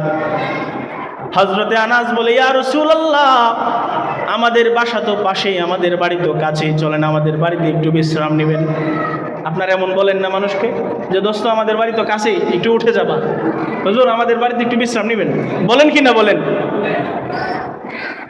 হযরতে আনাস ইবনে মালিক বলেন, নবী আমাদের বাসা কাছে, চলেন একটু বিশ্রাম নেবেন। আল্লাহর নবী রাহমাতুল লিল আলামিন, তিনি রাজি হয়ে গিয়েছেন, বলল ঠিক আছে যাও, একটু বিছানাটা গুছাও, আমি আসবো তোমাদের ঘরে একটু বিশ্রাম নিব। আল্লাহর নবী আনাস ইবনে মালিকের সাথে বাসায় গেলেন। হাদিসের মধ্যে আসছে, ফালাম্মা দাখালা আলাইহি নবী সাল্লাল্লাহু আলাইহি ওয়াসাল্লাম, হযরত আনাস ইবনে মালিক বলেন, দাখালা আলাইনা নবী, নবীজি আমাদের ঘরে প্রবেশ করলেন একটু বিশ্রাম নেওয়ার জন্য। ক্লান্তির কারণে নবী ঘুমায় গেলেন, সামান্য বিশ্রামের জন্য শুয়েছেন, কিন্তু অধিক ক্লান্তির কারণে রসুলের ঘুম এসে গেছে। বলেন, মানুষ ঘুমের ঘরে ঘামে কিনা? তখন কি এসি ছিল? ফ্যান ছিল? 1500 বছর আগে, 1550 বছর আগের কথা। আনাস ইবনে মালিক বলেন, ফাআরাকা রাসূলুল্লাহ, আল্লাহর নবী ঘুমের ঘরে ঘামা শুরু করলেন। ওনার সৌন্দর্যমণ্ডিত চেহারা, ওনার ঘাড়, ওনার হাতের কবজি, যে অংশগুলো কাপড়ের বাহিরে থাকে, ওনার নুরানি জিসিম থেকে ঘাম জরাব শুরু হয়েছে। আমি তখন পাশে বসে বসে রাসূলুল্লাহর ঘাম মোবারক দেখতেছিলাম। সুবহানাল্লাহ। আনাস ইবনে মালিক বলেন, আমি আমার আম্মাকে দেখলাম, জাআত উম্মি বিকারুরাতিন, আমার আম্মাকে দেখলাম, আমার আম্মা ছোট একটা শিশি নিয়ে এসেছেন। ওই শিশিটা আনার পরে আমার আম্মা জাআলাত তাসাল্লাতিল আরাকা, আম্মাকে দেখলাম রসুলের গা থেকে যেই দিক থেকে ঘামটা পেয়ে বেয়ে পড়ে আল্লাহর নবী, সেই দিক আল্লাহর নবীর গায়ে আমার আম্মা উম্মে সুলাইম ঘামটা সংরক্ষণ করার জন্য শিশিটা সেই জায়গায় ধরে ফেলে। জাআলাত তাসাল্লাতিল আরাকা, একবার না দুইবার না, রসুলের ঘাম সংগ্রহ করার জন্য আমার আম্মা এই কাজটা কয়েকবার করলেন। ঘুমের ঘরের মানুষের গায়ে যদি এরকম কিছু একটা লাগে ঘুম ভাঙবে কিনা বলেন? ঘুম ভাঙবে না? আল্লাহর নবীর ঘুম ভেঙে গেছে। দুইটা চোখ মেলায়া তাকানোর পরে দেখলেন হযরত আনাস ইবনে মালিকের মা। আল্লাহর নবী সাল্লাল্লাহু আলাইহি ওয়াসাল্লাম ওনাকে চিনতেন, কারণ আনাস ছোটবেলা যখন আনাসকে রাসূলের দরবারে উনিই তো গিয়ে দিয়ে এসেছিলেন। আল্লাহর নবী তার নাম জানতেন, বললেন ইয়া উম্মে সুলাইম, ও আনাসের মা, মা হাদাল্লাযী তাসনাইন, ও আনাসের মা, এটা কি? তুমি কি করতেছো? কি করো? এই শিশির মধ্যে কি ভরো? হযরতে উম্মে সুলাইম বলে ইয়া রাসূলুল্লাহ, ও নবী, হাদা আরাকুকা, ও নবী, এটা আপনার শরীরের পবিত্র ঘাম। নাজালুহু ফি তিবিনা হাদা আতিয়াবুত তিব, ও নবী, এটা সুঘ্রাণ। এই ঘামটাকে আমি সংরক্ষণ করব। এই ঘামটা পৃথিবীর সমস্ত দামি আতরের থেকেও দামি, সমস্ত দামি আতরের সাথে এই ঘাম মিশায়া ওই আতরগুলোরে আমি আরো দামি বানায় ফেলবো। সুবহানাল্লাহ। হাদিসের ব্যাখ্যারা বলেন আউসা আনাস ইবনে মালিক রাদিয়াল্লাহু তাআলা আনহু, হযরতে আনাস ইবনে মালিক রাদিয়াল্লাহু তাআলা আনহু, তিনি রাসূল দুনিয়া থেকে বিদায় হয়ে গেছে, আনাসের মাও দুনিয়া থেকে বিদায়। ওই ঘামটা হযরতে আনাস রাদিয়াল্লাহু তাআলা আনহু সংরক্ষণ করছিলেন। মৃত্যুর শয্যায়, মৃত্যুর বিছানায় যেদিন আনাস ইবনে মালিক শায়িত হলেন, তার সাথী বন্ধু বান্ধবদেরকে ডেকে ডেকে বলে, ও দোস্ত, আমি মারা যাওয়ার পরে মদিনার বাজার থেকে আমার জন্য সুঘ্রাণ কিনবা না? মদিনার বাজার থেকে আমার জন্য সুরমা কিনবা না? ও দোস্ত, আমি মারা যাওয়ার পরে আমার কাপড়ের পরতে পরতে নবীর ঘামটা দিয়া আমার সুঘ্রাণের কাজ করবা, নবীর ঘাম দিয়া আমার সুরমার কাজ করবা, নবীর ঘাম দিয়া আমার কাফনের কাপড়টারে সুন্দর কইরা পেছাইবা। আনাসের কথা মোতাবেক ওনার ছাত্র এবং ভক্তবৃন্দ আনাস রাদিয়াল্লাহু তাআলা আনহু ইন্তিকালের পরে এইভাবেই তাকে কবরস্থ করা হয়েছিল। সুবহানাল্লাহ। ইশকুর রাসূল, নবীর প্রেম, নবীর প্রতি ভালোবাসা। আইয়ারে কাফন মে মেরা খুশবু না লাগানা, আইয়ারে কাফন মে মেরা खुशबू न लगाना, रख देना कफन में मेरा कुछ खाके मदीना, रख देना कफन में मेरा कुछ खाके मदीना। কবি ডেকে ডেকে বলে, দোস্ত, ও মদিনার পানে সফরকারী দোস্ত, মদিনার থেকে আমার জন্য আতর সুরমা আনা দরকার নেই। ও দোস্ত, আমার জন্য তাসবিহ জায়নামাজ আনবা না, খেজুর দরকার নাই। আইয়ারে কাফন মে মেরা খুশবু না লাগানা, রাখ দেনা কাফন মে মেরা কুছ খাকে মদিনা। দোস্ত, মদিনা থেকে যেদিন আসবা, আমার জন্য যেই মদিনার জমিনের নিচে রাসূলুল্লাহ শায়িত আছেন, যেই মদিনার জমিনের নিচে রাসূলুল্লাহ ঘুমাচ্ছেন, যেই মদিনার উপর দিয়ে নবীর হাঁটাহাঁটি হতো, যেই মদিনার জমিনের উপরে হযরতে আবু বকরের পদচারণ ছিল, যেই মদিনার জমিনের উপরে হযরতে ওমরের বসতি ছিল, ওই মদিনার জমিন থেকে আমার জন্য সামান্য মাটি নিয়ে আসবা, আর ওই মাটিটা দিয়া আমার কাফনের কাপড়ের পরতে পরতে ঢোকায়া দিবা। সুবহানাল্লাহ। মনে বড় আশা ছিল যাব মদিনায়, বলেন, মনে বড় আশা ছিল যাব মদিনায়। কোন? মনে বড় আশা ছিল যাব মদিনায়। সালাম আমি করব গিয়ে, সালাম আমি করব গিয়ে নবীজি রওজায়। মনে বড় আশা ছিল যাব মদিনায়, মনে বড় আশা ছিল যাব মদিনায়, মনে বড় যাব মদিনায়। আরব সাগর পাড়ি দেব নাইকো আমার তরি,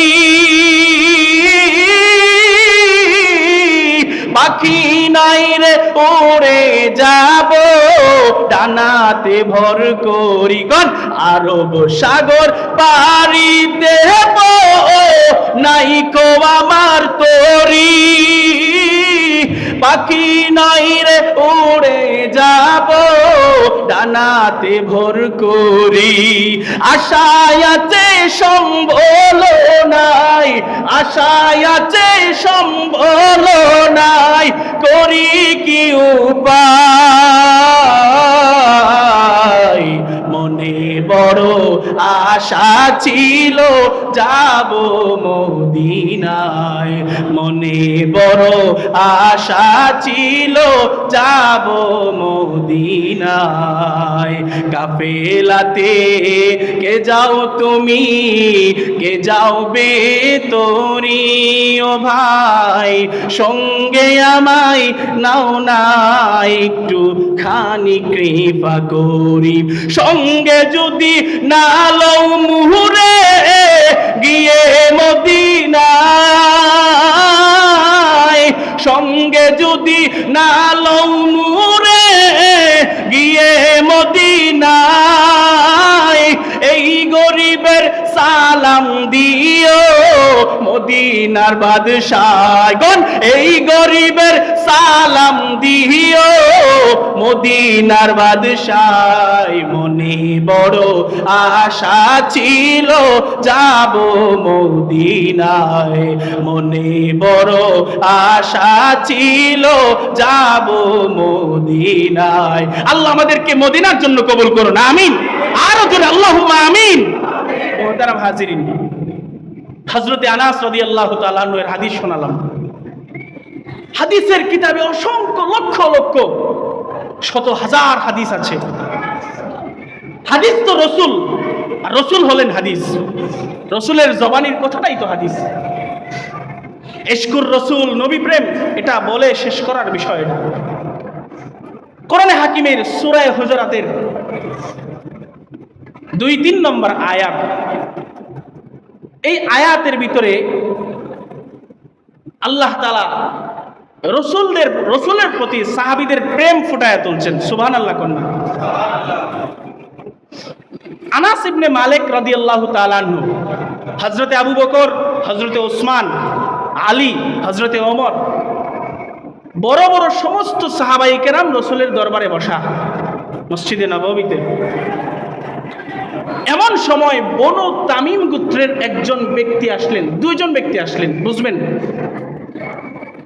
দুইজন ব্যক্তি আসলেন আসার পরে তারা রসুলের কাছে একটা বিষয় বিচার দিলেন মানে বাদী বিবাদী দুই ব্যক্তি আসছে বুঝছেন তো বিষয়টা বাদী বিবাদী উভয়ই আসছেন আসার পরে রসুলের কাছে বিচার দিলেন এক ব্যক্তি আরেক ব্যক্তির নামে রসুল্লাহ বসে আছেন পাশেই হযরতে আবু বকর পাশেই হযরতে ওমর বড় সিংহ পুরুষ দুইজন বসা হযরতে আবু বকর উনি বলা শুরু করলেন যে ইয়া রাসূলুল্লাহ আমার কাছে ওই ব্যক্তির কথাটা সঠিক মনে হয়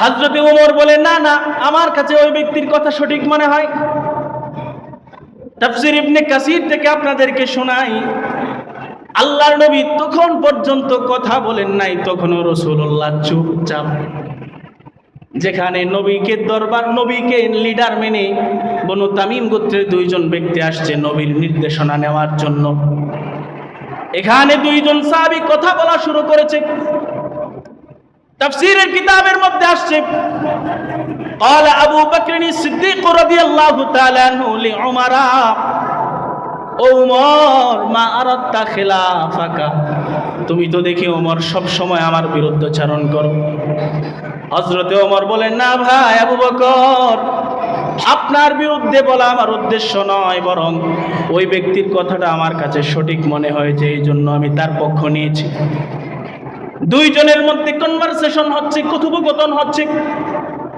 এমন একটা পর্যায় তৈরি হয়েছে আল্লামা ইবনে কাসির রাহমাতুল্লাহি আলাইহি লিখেন ফাত্তাফাত আসওয়াতুহুমা ইনদা সাউতিন নবী সাল্লাল্লাহু আলাইহি ওয়াসাল্লাম আল্লাহর নবীর আওয়াজের সামনে নবীর সামনে দুইজন সাহাবীর আওয়াজটা বড় হয়ে গেছে প্রায় তর্ক লেগে যায়, এমন একটা ভাব, দুইজনের আওয়াজ উঁচা হয়ে গেছে। নবী চুপ করে বসে আছেন। আল্লাহর নবী চুপ করে বসে আছেন, কিছু বলেন নাই। দৃশ্যটা নবীর অতটা ভালো লাগে নাই, কিন্তু নবী কিছু বলেন নাই। আসমানওয়ালা দেখেন কিনা বলেন? আল্লাহ বলে, ও জিব্রাইল, যাও যাও যাও, আমার নবীর উপর মাতব্বরি করবে, আমার নবীর উপর লিডিং দিবে এমন আবু বকর ওমর আমার দরকার নাই, নবীর কাছে আয়াত নিয়ে যাও। সুবহানাল্লাহ কোন। জিব্রাইল আমিন আয়াত নিয়ে আসলো।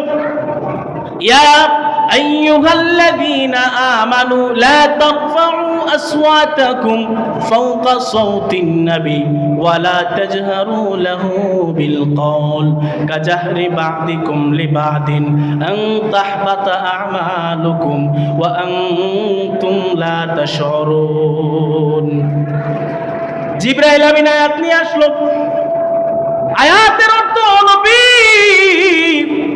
আপনি আপনার মুমিন উম্মতদেরকে বলে দেন, ইয়া আইয়ুহাল্লাযীনা আমানু, ও ঈমানদার উম্মতেরা তোমরা শোনো, যারা ঈমান আনছো শোনো, আজকের পর থেকে কিয়ামত পর্যন্ত রাসূলের সামনে জোরে কথা বলবা না।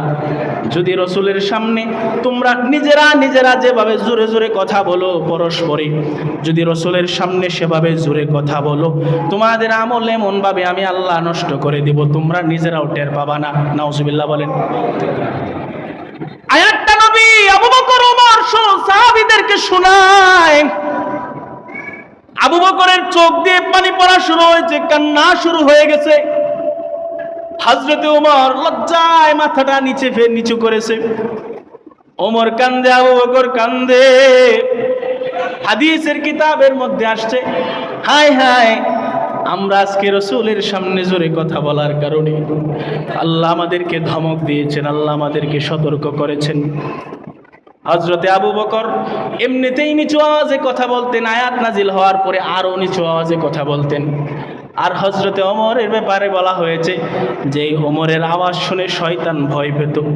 হযরতে ওমর এরপরে কোনো দিন রাসূলের সামনে আর কোনো দিন জোরে কথা বলে নাই। সুবহানাল্লাহ। কোনো দিন রাসূলের সামনে জোরে কথা বলে নাই। রাসূলকে এত আদব দেখাইছেন, কোনো দিন আর জোরে কথা বলেন নাই। রওজায়ে আতহারে মদিনায় কে কে গেছেন হাত তুলেন তো দেখি। মদিনায় কে কে গেছেন হাত তুলেন। আল্লাহ তাআলা বাকিদেরকে যাওয়ার তৌফিক দান করুন, আমিন। আপনারা যারা আরবি পড়তে পারেন বুঝবেন, কিন্তু আরবি ক্যালিগ্রাফি অনেকেই বোঝেন না। মদিনার রওজায় দেখবেন প্রিন্ট করা আছে এই আয়াতটা, লা তারফাউ আসওয়াতাকুম ফাওকা সাওতিন নবী। এই গোলামেরা, এই নবীর উম্মতেরা, এই আমার বান্দারা, রাসূলের সামনে তো জোরে কথা বলবেই না, রাসূলের রওজার সামনেও জোরে বলবি না। সুবহানাল্লাহ। এজন্য রাসূলের রওজার সামনে জোরে কথা বলা যায় না, পুলিশ আপনারা লাগায় দিবে, দাঁড়ানোই যায় না, জোরে কথা বলবেন। আয়াতটা লেখা আছে, পুরো আয়াতটা, পুরো রওজা বেষ্টনী করা আছে। আমি রওজায় যাই নাই, আমি দেখছি আর কি। আগামী কত বছর পরে যাইতে পারবো এটা আল্লাহ ভালো জানে। মোহতারাম হাজিরিন, হযরতে আবু বকর ওমর চুপ হয়ে গেছে, অন্য সাহাবীরাও চুপ, আর কথাই কয় না। দৃশ্যটা বুঝতেছেন তো? বড় বড় সাহাবীদেরকে আল্লাহ সতর্ক করছে। একজন সাহাবী, তার নাম সাবিত ইবনে কায়েস রাদিয়াল্লাহু তাআলা আনহু, বড় মাপের বক্তা সাহাবী, যিনি বক্তব্য দেওয়ার কারণে, তখন তো আর মাইকিং এর ব্যবস্থা ছিল না বাজান, এমনিতেই ন্যাচারালি তিনি উঁচু আওয়াজে কথা বলতেন সাহাবীদেরকে শোনানোর জন্য। এই আয়াতটা নাজিল হওয়ার পরে আয়াতের মধ্যে আছে আন তাহবাতা আমালুকুম ওয়া আনতুম লা তাশউরুন। নবীর সামনে যদি তোমরা জোরে কথা বলো, তোমাদের আমলগুলো এমন ভাবে নষ্ট হবে তোমরা নিজেরাও টের পাবা না। আয়াতটা নাজিল হওয়ার পরে হযরতে সাবিত ইবনে কায়েস রাদিয়াল্লাহু তাআলা আনহু তিনি নবীর দরবারে আসা ছেড়ে দিয়েছেন। আসেই না, কয়েক মাস হয়ে গেছে নবীর কাছে আসে না। আল্লাহর নবী তারে খুঁজেন, আমার পাগলা শেখ, আমার ভক্ত, আমার বক্তা সাহাবী হযরতে সাবিত ইবনে কায়েসরে তো দেখি না রে। সবাই বলে ইয়া রাসূলুল্লাহ, উনি কোথায় গেছে আমরাও জানি না। সুবহানাল্লাহ। কোন আপনি যদি আত্মগোপন করেন খুব সহজে পাওয়া যাবে। কত মানুষই আত্মগোপন করছে না? এই করে নাই নাকি আপনাদের এলাকায়? করে নাই? গত এক বছরে করে নাই? চুরি মুড়ি করতো এখন আত্মগোপনে আছে না নাই বলেন? কিন্তু সাহাবীর আত্মগোপন এমন আত্মগোপন না, চুরি করে নাই। কেন আত্মগোপন করলেন? ভয় একটা, যদি আমি নেক্সট রসুলের সামনে যাই, আল্লাহর নবী যদি আমারে আবারও বলে, ও সাবেদ ইবনে কায়েস, তুমি আমার সামনে সাহাবীদেরকে একটু বোঝাও, বক্তব্য করো, আমি যদি জোরে জোরে কথা বলি আর রসুলের কানে যদি একটা কথা অসহ্য হয়, তাহলে আমার আমল তো নষ্ট হয়ে যাবে। একদিন না, 2 দিন না, লম্বা সময় চলে গেছে, নবীর দরবারে আসে না। নবী সাহাবীদেরকে বললেন, যাও তোমরা তারে খুঁজে নিয়ে আসো। সিআইডি লাগাই দিছে, যাও খুঁজা বের করো। কয়েকদিন টানা খোঁজার পরেও কেউ পায় না, কেউ তারে পায় না। হঠাৎ একদিন নির্জন একটা জায়গায়, যেখানে সচরাচর মানুষ যায় না, কোন কোন কিতাবে আসছে পাহাড়ের একটা নির্জন জায়গায়, হযরত সাদ ইবনে মুআয রাদিয়াল্লাহু তাআলা আনহু তিনি খোঁজার প্রকালে হযরত সাবেত ইবনে কায়েসকে ওখানে বসা পেলেন। গিয়ে দেখেন, ইন্নাহু জালাসা মুনাক্কিসান রাসাহু। মুনাক্কিসান রাসাহু মানে হলো মাথা নোয়া বসে থাকা, মানে ঘাড় ভেঙে বসে থাকা। এই যে আপনি অসহায়ের মতো পেরেশান, আর কাম হইতেছে না দুনিয়া, তখন আমরা এরকম বসে থাকি না?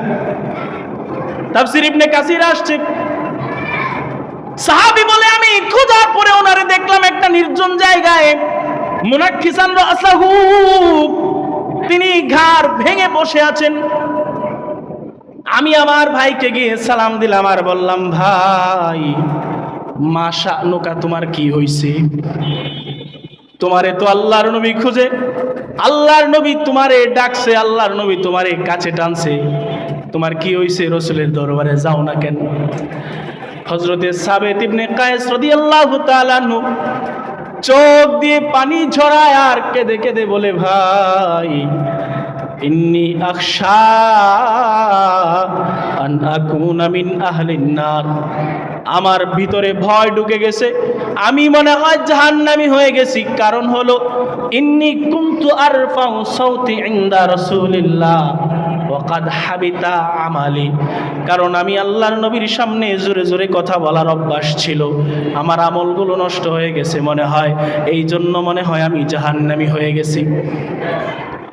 হযরত কায়েস ইবনে সাবেত ইবনে কায়েস রাদিয়াল্লাহু তাআলা আনহু বললেন, আমার মনে হয় আমি জাহান্নামী হয়ে গেছি, যাও আমি এই পাপিষ্ঠ জাহান্নামী চেহারাটা রাসূলকে দেখাবো না।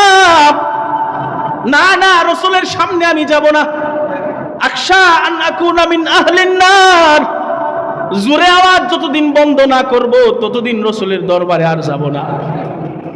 হযরতে সাদ ইবনে মুআয রাদিয়াল্লাহু তাআলা আনহু আল্লাহর নবীর কাছে আসলেন, আসার পরে রাসূলকে বললেন, ইয়া রাসূলুল্লাহ, আপনার সাহাবী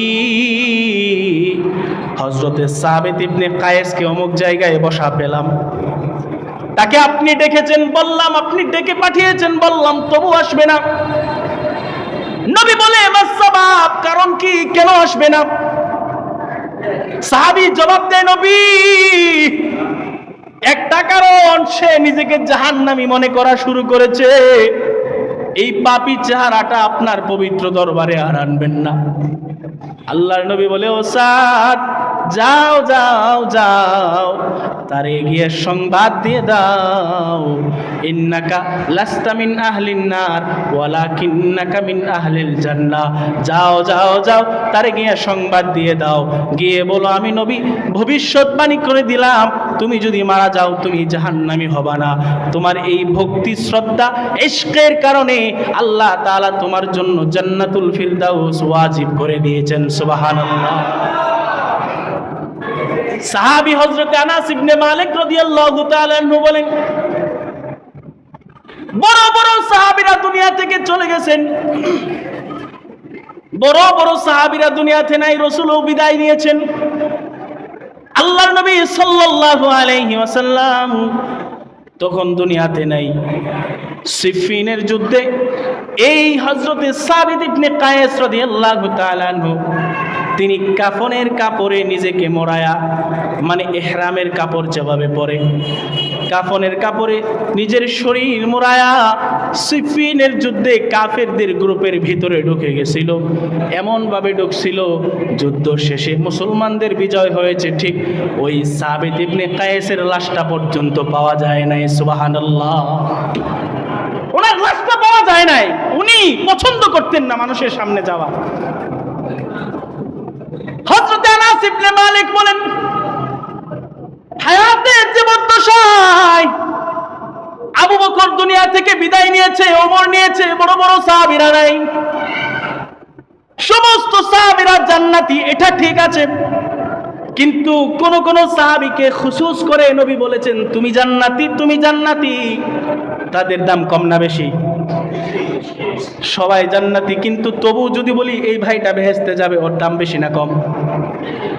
হযরত আনাস ইবনে মালিক বলে, আমরা মাঝে মাঝে ঠান্ডা নীরব জায়গায় বসে থাকতাম, মসজিদের বারান্দায় বসে থাকতাম, দ্বীনি মজমায় বসে থাকতাম। আমরা দেখতাম হযরতে সাবিত ইবনে কায়েস রাদিয়াল্লাহু তাআলা আনহু আমাদের সামনে দিয়ে হেঁটে যায়। আমরা তখন বলতাম, কুন্না নারাহু ইয়ামশি রাজুলুন বাইনা আযহুরিনা, কুন্না নারাহু ইয়ামশি রাজুলুন বাইনা আযহুরিনা মিন আহলিল জান্নাহ। আমরা তখন বলতাম, এই দেখো আমাদের সামনে দিয়া আল্লাহর রাসূলের জবান থেকে জান্নাতি ঘোষিত বান্দা হেঁটে হেঁটে যায়। সুবহানাল্লাহ। আমরা তখন বলতাম, এই দেখো আল্লাহর রাসূল ওরে জান্নাতে যাবে এই কথা বলছে, ও হাইটা যাইতেছে। রাসূলের প্রতি কি পরিমাণ ইশক, কি পরিমাণ শ্রদ্ধা থাকলে আপনার এই অবস্থায় উপনীত হতে পারে। আপনার আমার অবস্থা তো ভাই নাজেহাল অবস্থা। রাসূলের জন্য আমাদের জবানে কাজ করে, অন্তরে নাই, অঙ্গ প্রত্যঙ্গের বাস্তবায়ন নেই। আমাদের অন্তর শক্ত হয়ে গেছে, ফজ্জুল কলব, অন্তরের শক্তি, অন্তরের কাঠিন্যতা এমন হয়েছে যে শুধু জবানে রাসূলকে ভালোবাসি, বাস্তবায়ন করি না। বাস্তবায়ন করলে ফজরের নামাজ মিস করতেন? বলেন, ফজরের নামাজ মিস করতেন? সবচেয়ে বড় ইশকে রাসূল হলো ফজরের নামাজ জামাতের সাথে পড়া। আমরা হুজুর হইছি, আমাদেরকে শুধু নামাজ পড়তে হবে এমন তো কিছু না। হ্যাঁ, আপনাদেরকে তো পড়তে হবে। ইশকের রাসূল প্রমাণ করার জন্য নামাজ ধরা চাই। দেখেন আল্লাহ রাসূল সাল্লাল্লাহু আলাইহি সাল্লামের প্রতি সাহাবীদের ইশক। গাজওয়াতুল বাদরিল কুবরা, এটা শিরোনাম, গাজওয়াতু বাদরিল কুবরা, বদরের মহাযুদ্ধ। নবীজির সাহাবায়ে কেরাম তখন জীর্ণ শীর্ণ অবস্থায়, যুদ্ধের সমরাস্ত্র কম, সৈনিক কম, অর্থনৈতিক অবস্থা খুব বাজে। আবু বকর ওমরকে নিয়ে আল্লাহর রাসূল বড় বড় সাহাবীদেরকে নিয়ে মিটিংয়ে বসেছেন। যুদ্ধকে কিভাবে হ্যান্ডেল করা যায় এ ব্যাপারে পরামর্শ দাও। সমস্ত সাহাবীরা পরামর্শ দিয়েছেন। আল্লাহর নবীর কাছে আবু বকর ওমরের পরামর্শটা অতটা পছন্দ হয় নাই। আনসারী সাহাবী মিকদাদ ইবনুল আসওয়াদ রাদিয়াল্লাহু তাআলা আনহু দাঁড়াইছে, যুবক মানুষ, দাঁড়ায় বলে, ইয়া রাসূলুল্লাহ, ইয়া নবী, আল্লাহ নবী, ইমজি লিমা আরাকাল্লাহু তাআলা, আল্লাহ যদি আপনাকে যুদ্ধের অর্ডার দিয়ে থাকেন আপনি বাস্তবায়ন করুন। নাহনু মাকা, আপনি যেখানে যাবেন আমরা আপনার সাথে জীবন প্রাণ বিলায়া দিয়া সেখানে যাব। সুবহানাল্লাহ। সাহাবী কথা বলে উঠছে। হযরতে আবু বকর ওমর এত চৌকস বক্তব্য তখন দেয় নাই। ও নবী, ইমজি লিমা আরাকাল্লাহ, নবী আপনি বাস্তবায়ন করেন। নাহনু মাকা, আমরা আপনার সাথে আছি। লা নাকুলু কামা ক্বালাত বানু ইসরাঈল, বনি ইসরাঈলরা মুসা নবীকে যুদ্ধের আগের দিন যেভাবে বলছিল তাদের মতো আমরা আপনাকে ছেড়ে যাব না, এই কথা বলবো না। বনু আমালিকা গোত্রের বিরুদ্ধে বনি ইসরাঈলের যুদ্ধ হবে। মুসা নবী 40,000 উম্মত নিয়ে গেছে যুদ্ধ করার জন্য। হাজির পুকুর থাকতেই খানপাড়ায় যুদ্ধ হবে, হাজির পুকুর থাকতেই মুসা নবীর উম্মতেরা কয়, ও মুসা নবী, ইযহাব আনতা ওয়া রাব্বুকা ফাকাতিলা ইন্না হাহুনা কাঈদুন। ও মুসা নবী, আপনি আর আপনার আল্লাহ যান খানপাড়ায় যুদ্ধ করার জন্য, আমরা বিশ্ব রোডে বই রইছি। বুঝেন নাই অর্থটা? আপনি যান খানপাড়ায় যায় যুদ্ধ করেন, আমরা এই মেইন রোডে বই থাম, মসজিদে মোহাম্মদিয়ার বারান্দায় বই রইছি আমরা, যান আপনি। হযরত মিকদাদ ইবনুল আসওয়াদ বলে, মুহাম্মদ আরবি লা নাকুলু কামা ক্বালাত বনু ইসরাঈল। বনি ইসরাঈল যেভাবে মুসা নবীকে এবং আল্লাহকে বলেছিল আপনারা গিয়ে যুদ্ধ করেন, ইন্না হাহুনা কাঈদুন, আমরা এখানে বসে বসে দেখব, আমরা আপনার সাথে এমন কোনো কথা বলবো না। এই কথা বলার পরে আল্লাহর নবীর ভিতরে একটা আনন্দ কাজ করা শুরু হয়েছে। হযরত মিকদাদ ইবনুল আসওয়াদ রাদিয়াল্লাহু তাআলা আনহু আরো এক পা আগায়া বলেন, ও রাসূলুল্লাহ, আল্লাহি, নবী খুদার কসম দিয়ে বলি, আল্লাযী হুয়াল্লাযী বাআসাকা বিল হাক্কি, যে রব আপনাকে সত্য সুন্দর দিন দিয়া দুনিয়ায় পাঠিয়েছেন, ওই রবের কসম দিয়ে বলি, লাউ সিরতা বিনা ইলা বারকিল গিমাদি লাজাদালনা মাকা। নবী, আপনি যদি আমাদেরকে সাথে নিয়ে যুদ্ধ করতে করতে সৌদি পার হয়ে, জাজিরাতুল আরব পার হয়ে, মক্কা মদিনা পার হয়ে ওই ইয়ামানের বারকে গিমাদ পর্যন্ত পৌঁছে যান, আমরা সেখান পর্যন্ত আপনার সাথে যুদ্ধ করতে প্রস্তুত আছি। সুবহানাল্লাহ। শুধু তাই নয়, ইয়া রাসূলুল্লাহ, নুকাতিলু আন ইয়ামিনিকা ওয়া আন শিমালিকা ওয়া মিন বাইনি ইয়াদাইকা ওয়া খালফিক। নবী, আপনার ডানে থেকে বামে থেকে আমরা যুদ্ধ করব, আপনাকে একটা আঘাত যেন কেউ করতে না পারে সেইভাবে আমরা সব সময় সজাগ থাকবো। সুবহানাল্লাহ। এই হইল সাহাবায়ে কেরামের উৎসাহ, সাহাবায়ে কেরামের ইশক। আপনার আমার অবস্থা কি ভাই? আমরা তো ইসলামের জন্য কাজ করি না, কিসের ইশক আমাদের মধ্যে? শুধু আবেগ, শুধু মুখে মুখে আবেগ আর কি। আশ্চর্য হবেন, আপনাদেরকে গাজওয়াতুল উহুদ, উহুদের যুদ্ধের সময় একজন সাহাবী, নাম তার কাতাদা ইবনে নুমান রাদিয়াল্লাহু তাআলা আনহু। নাম কি বলেন? নামটা বরকতের জন্য নেন না, কাতাদা ইবনে নুমান রাদিয়াল্লাহু আনহু। হযরতে কাতাদা ইবনে নুমান রাদিয়াল্লাহু তাআলা আনহু, তিনি আল্লাহর রাসূলের সাথে যুদ্ধে গিয়েছেন, উহুদের যুদ্ধে। যুদ্ধ করতে করতে অবস্থা এমন হয়েছে যে ওনার শরীরে 70টারও উপরে তীর বিঁধেছিল। সুবহানাল্লাহ কন্যা। আপনি আমাকে একটা আঘাত করলেই তো আমরা মরে যাবো, উনি 70টা নিয়ে কেমনে দাঁড়ায় আছে আল্লাহ জানে। শুধু 70টা আঘাত লেগেছে তাই নয়, আঘাত লাগার আরেকটা সেন্সিটিভ জায়গা, ওনার একটা চোখে একটা তীর লাগা, আপনার তীরটা ঝুলে যাওয়ার কারণে চোখের এই মণিটা বের হয়ে ঝুলে গেছিল। সুবহানাল্লাহ কন্যা। এটা বিস্ময়, এগুলি কি আল্লাহু আকবার, আমরা কল্পনাও করতে পারবো না। উহুদের যুদ্ধে হযরতে কাতাদা ইবনে নুমান রাদিয়াল্লাহু তাআলা আনহু, মহান একজন সাহাবী, নামটা বলেন না, কাতাদা ইবনে নুমান, বরকত হবে, কাতাদা ইবনে। হযরতে কাতাদা ইবনে নুমান রাদিয়াল্লাহু তাআলা আনহু এর গায়ে 70-এরও বেশি তীরের আঘাত লেগেছিল। এমনকি ওনার একটা চোখের মধ্যে তীর লাগার কারণে চোখটা বের হয়ে ঝুলে গেছে, পুরা শরীরটা রক্তে রঞ্জিত হয়ে গেছে। আল্লাহর নবীর সামনে যুদ্ধের শেষে এই চোখ নিয়ে রাসূলের সামনে গিয়েছে, গিয়ে বলে, ইয়া রাসূলুল্লাহ, ও নবী, আজকের পর থেকে তো আপনারে আর ভালোভাবে দেখতে পারবো না। ও নবী, যে চোখটা ভালো আছে ওই চোখের মধ্যে সামান্য আঘাত, এই চোখেও তো ভালো করে দেখি না, আরেকটা চোখের দৃষ্টি তো একেবারে শেষ হয়ে গেল। ও নবী, আপনারে না দেখলে জিন্দেগি রাইখা কোনো লাভ নাই, আপনারে না দেখলে মজা পাবো না, আপনারে না দেখলে দুনিয়াতে থাকার কোনো সার্থকতা নাই।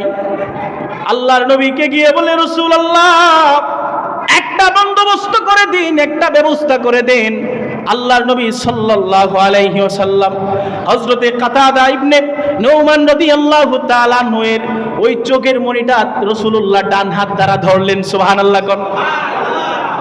আল্লাহর নবী আকাশের দিকে তাকায় দোয়া করলেন, আল্লাহুম্মা ওয়া মালিক, আল্লাহুম্মা কি কাতাদাতা কামা ওয়াকা ওয়াজহা রাসূলিহি বিওয়াজহিহি। ও আল্লাহ, আপনি কাতাদার চোখটাকে সস্থানে স্থাপন করে দেন। সুবহানাল্লাহ। আল্লাহুম্মা কি কাতাদাতা কামা ওয়াকা ওয়াজহা রাসূলিহি বিওয়াজহি। আল্লাহ, আপনি কাতাদার চেহারাটা সুন্দর করে দিন। আল্লাহ গো, ওয়াজআলহা আহসানা আইনাইহি। ও আল্লাহ, কাতাদার চোখটাকে সস্থানে স্থাপন করে আগের থেকে পাওয়ার বাড়ায়া দেন। সুবহানাল্লাহ। এমনকি আল্লাহর নবী বললেন, ওয়া আহাদ্দাহা ইলাইহান নাযরা। ও আল্লাহ, কাতাদার নজরকে, দৃষ্টিকে আগের থেকে বুলন্দ করে দেন। সুবহানাল্লাহ। উপস্থিত সাহাবায়ে কেরাম বলেন, আল্লাহর নবীর প্রতি ইশকের কারণে, ভালোবাসার কারণে নবী মন থেকে এমন দোয়া করেছেন, ওই উপস্থিত দোয়া করার সাথে সাথে হযরতে কাতাদা ইবনে নুমান রাদিয়াল্লাহু তাআলা আনহুর চোখটা সেখানেই ভালো হয়ে গেছে। সুবহানাল্লাহ। চোখ ভালো হয়ে গেছে, সামান্য ব্যাপার না ভাই। কি পরিমাণ ইশক রাসূলের প্রতি তার ছিল, যে কারণে রাসূল এত গভীর থেকে দোয়াটা করছে। আল্লাহর রাসূলের সামনে সাহাবীর চোখ ভালো হয়ে গেছে। আল্লাহর রাসূল সাল্লাল্লাহু আলাইহি ওয়াসাল্লামের প্রতি সাহাবীদের ভালোবাসা, সাহাবীদের প্রেম, সাহাবীদের আকর্ষণ, এটা আপনি বর্ণনা করে আপনাদেরকে বোঝাতে পারবো না। দেখেন, মক্কা বিজয় হলো, মাসআলা শিখবেন। ফতে মক্কা, যেদিন মক্কা বিজয় হয়েছে, মক্কা বিজয়ের পরে আল্লাহর নবী সাল্লাল্লাহু আলাইহি ওয়াসাল্লাম উনি বসে আছেন। এমন সময় নবীজির একজন বড় সাহাবী আবু বকর সিদ্দিক রাদিয়াল্লাহু তাআলা আনহু, উনি তার আব্বা আবু কুহাফা 90-এরও ঊর্ধ্বে বয়স, তখন তার দৃষ্টিশক্তি হারিয়ে ফেলেছেন। তখনও তিনি মুসলমান হন নাই। মক্কা বিজয়ের দিনের বিকেল বেলা হযরতে আবু বকর তার আব্বা আবু কুহাফাকে রাসূলের দরবারে নিয়ে এসেছেন। বুঝলেন ইশকে রাসূল কাকে বলে? মক্কা বিজয়ের দিন বিকাল বেলা আল্লাহর নবীর দরবারে হযরতে আবু বকর তার আব্বা আবু কুহাফাকে নিয়ে আসলেন। আল্লাহর নবী বললেন, আবু বকর, এই আবু বকর, লিমা আকরারতা শাইখা। আবু বকর, তুমি কেন তারে ফিল বাইতি, ঘরে রাখলা না? লাতাইনাহু, আমরাই তো তোমার আব্বার কাছে দ্বীনের দাওয়াত নিয়ে যেতাম। সুবহানাল্লাহ। ও আবু বকর, লিমা আকরারতা শাইখা ফিল বাইতি, কেন তারে তুমি ঘরে রাখলা না? আমরাই তো তোমার আব্বার কাছে গিয়ে কালিমার দাওয়াতটা দিয়ে দিতাম। আবু বকর বলে, ইয়া রাসূলুল্লাহ, ইন্নাহু আহাক্কা আইয়ামশি ইলাইকা মিন আনতা। নবী, আজকে ঈমান আনার জন্য আপনার থেকে আমার আব্বা বেশি আপনার প্রতি মুখাপেক্ষী, এই জন্য আপনার কাছে নিয়ে আসছি। সুবহানাল্লাহ। হযরতে আবু বকর বলেন, হাদিসটা দুইজন সাহাবী বর্ণনা করেন, একজন আনাস ইবনে মালিক, আরেকজন আসমা বিনতে আবু বকর, নবী হযরতে আবু বকরের মেয়ে, বড় মেয়ে। আসমা বিনতে আবু বকর বলেন, আল্লাহর নবী তখন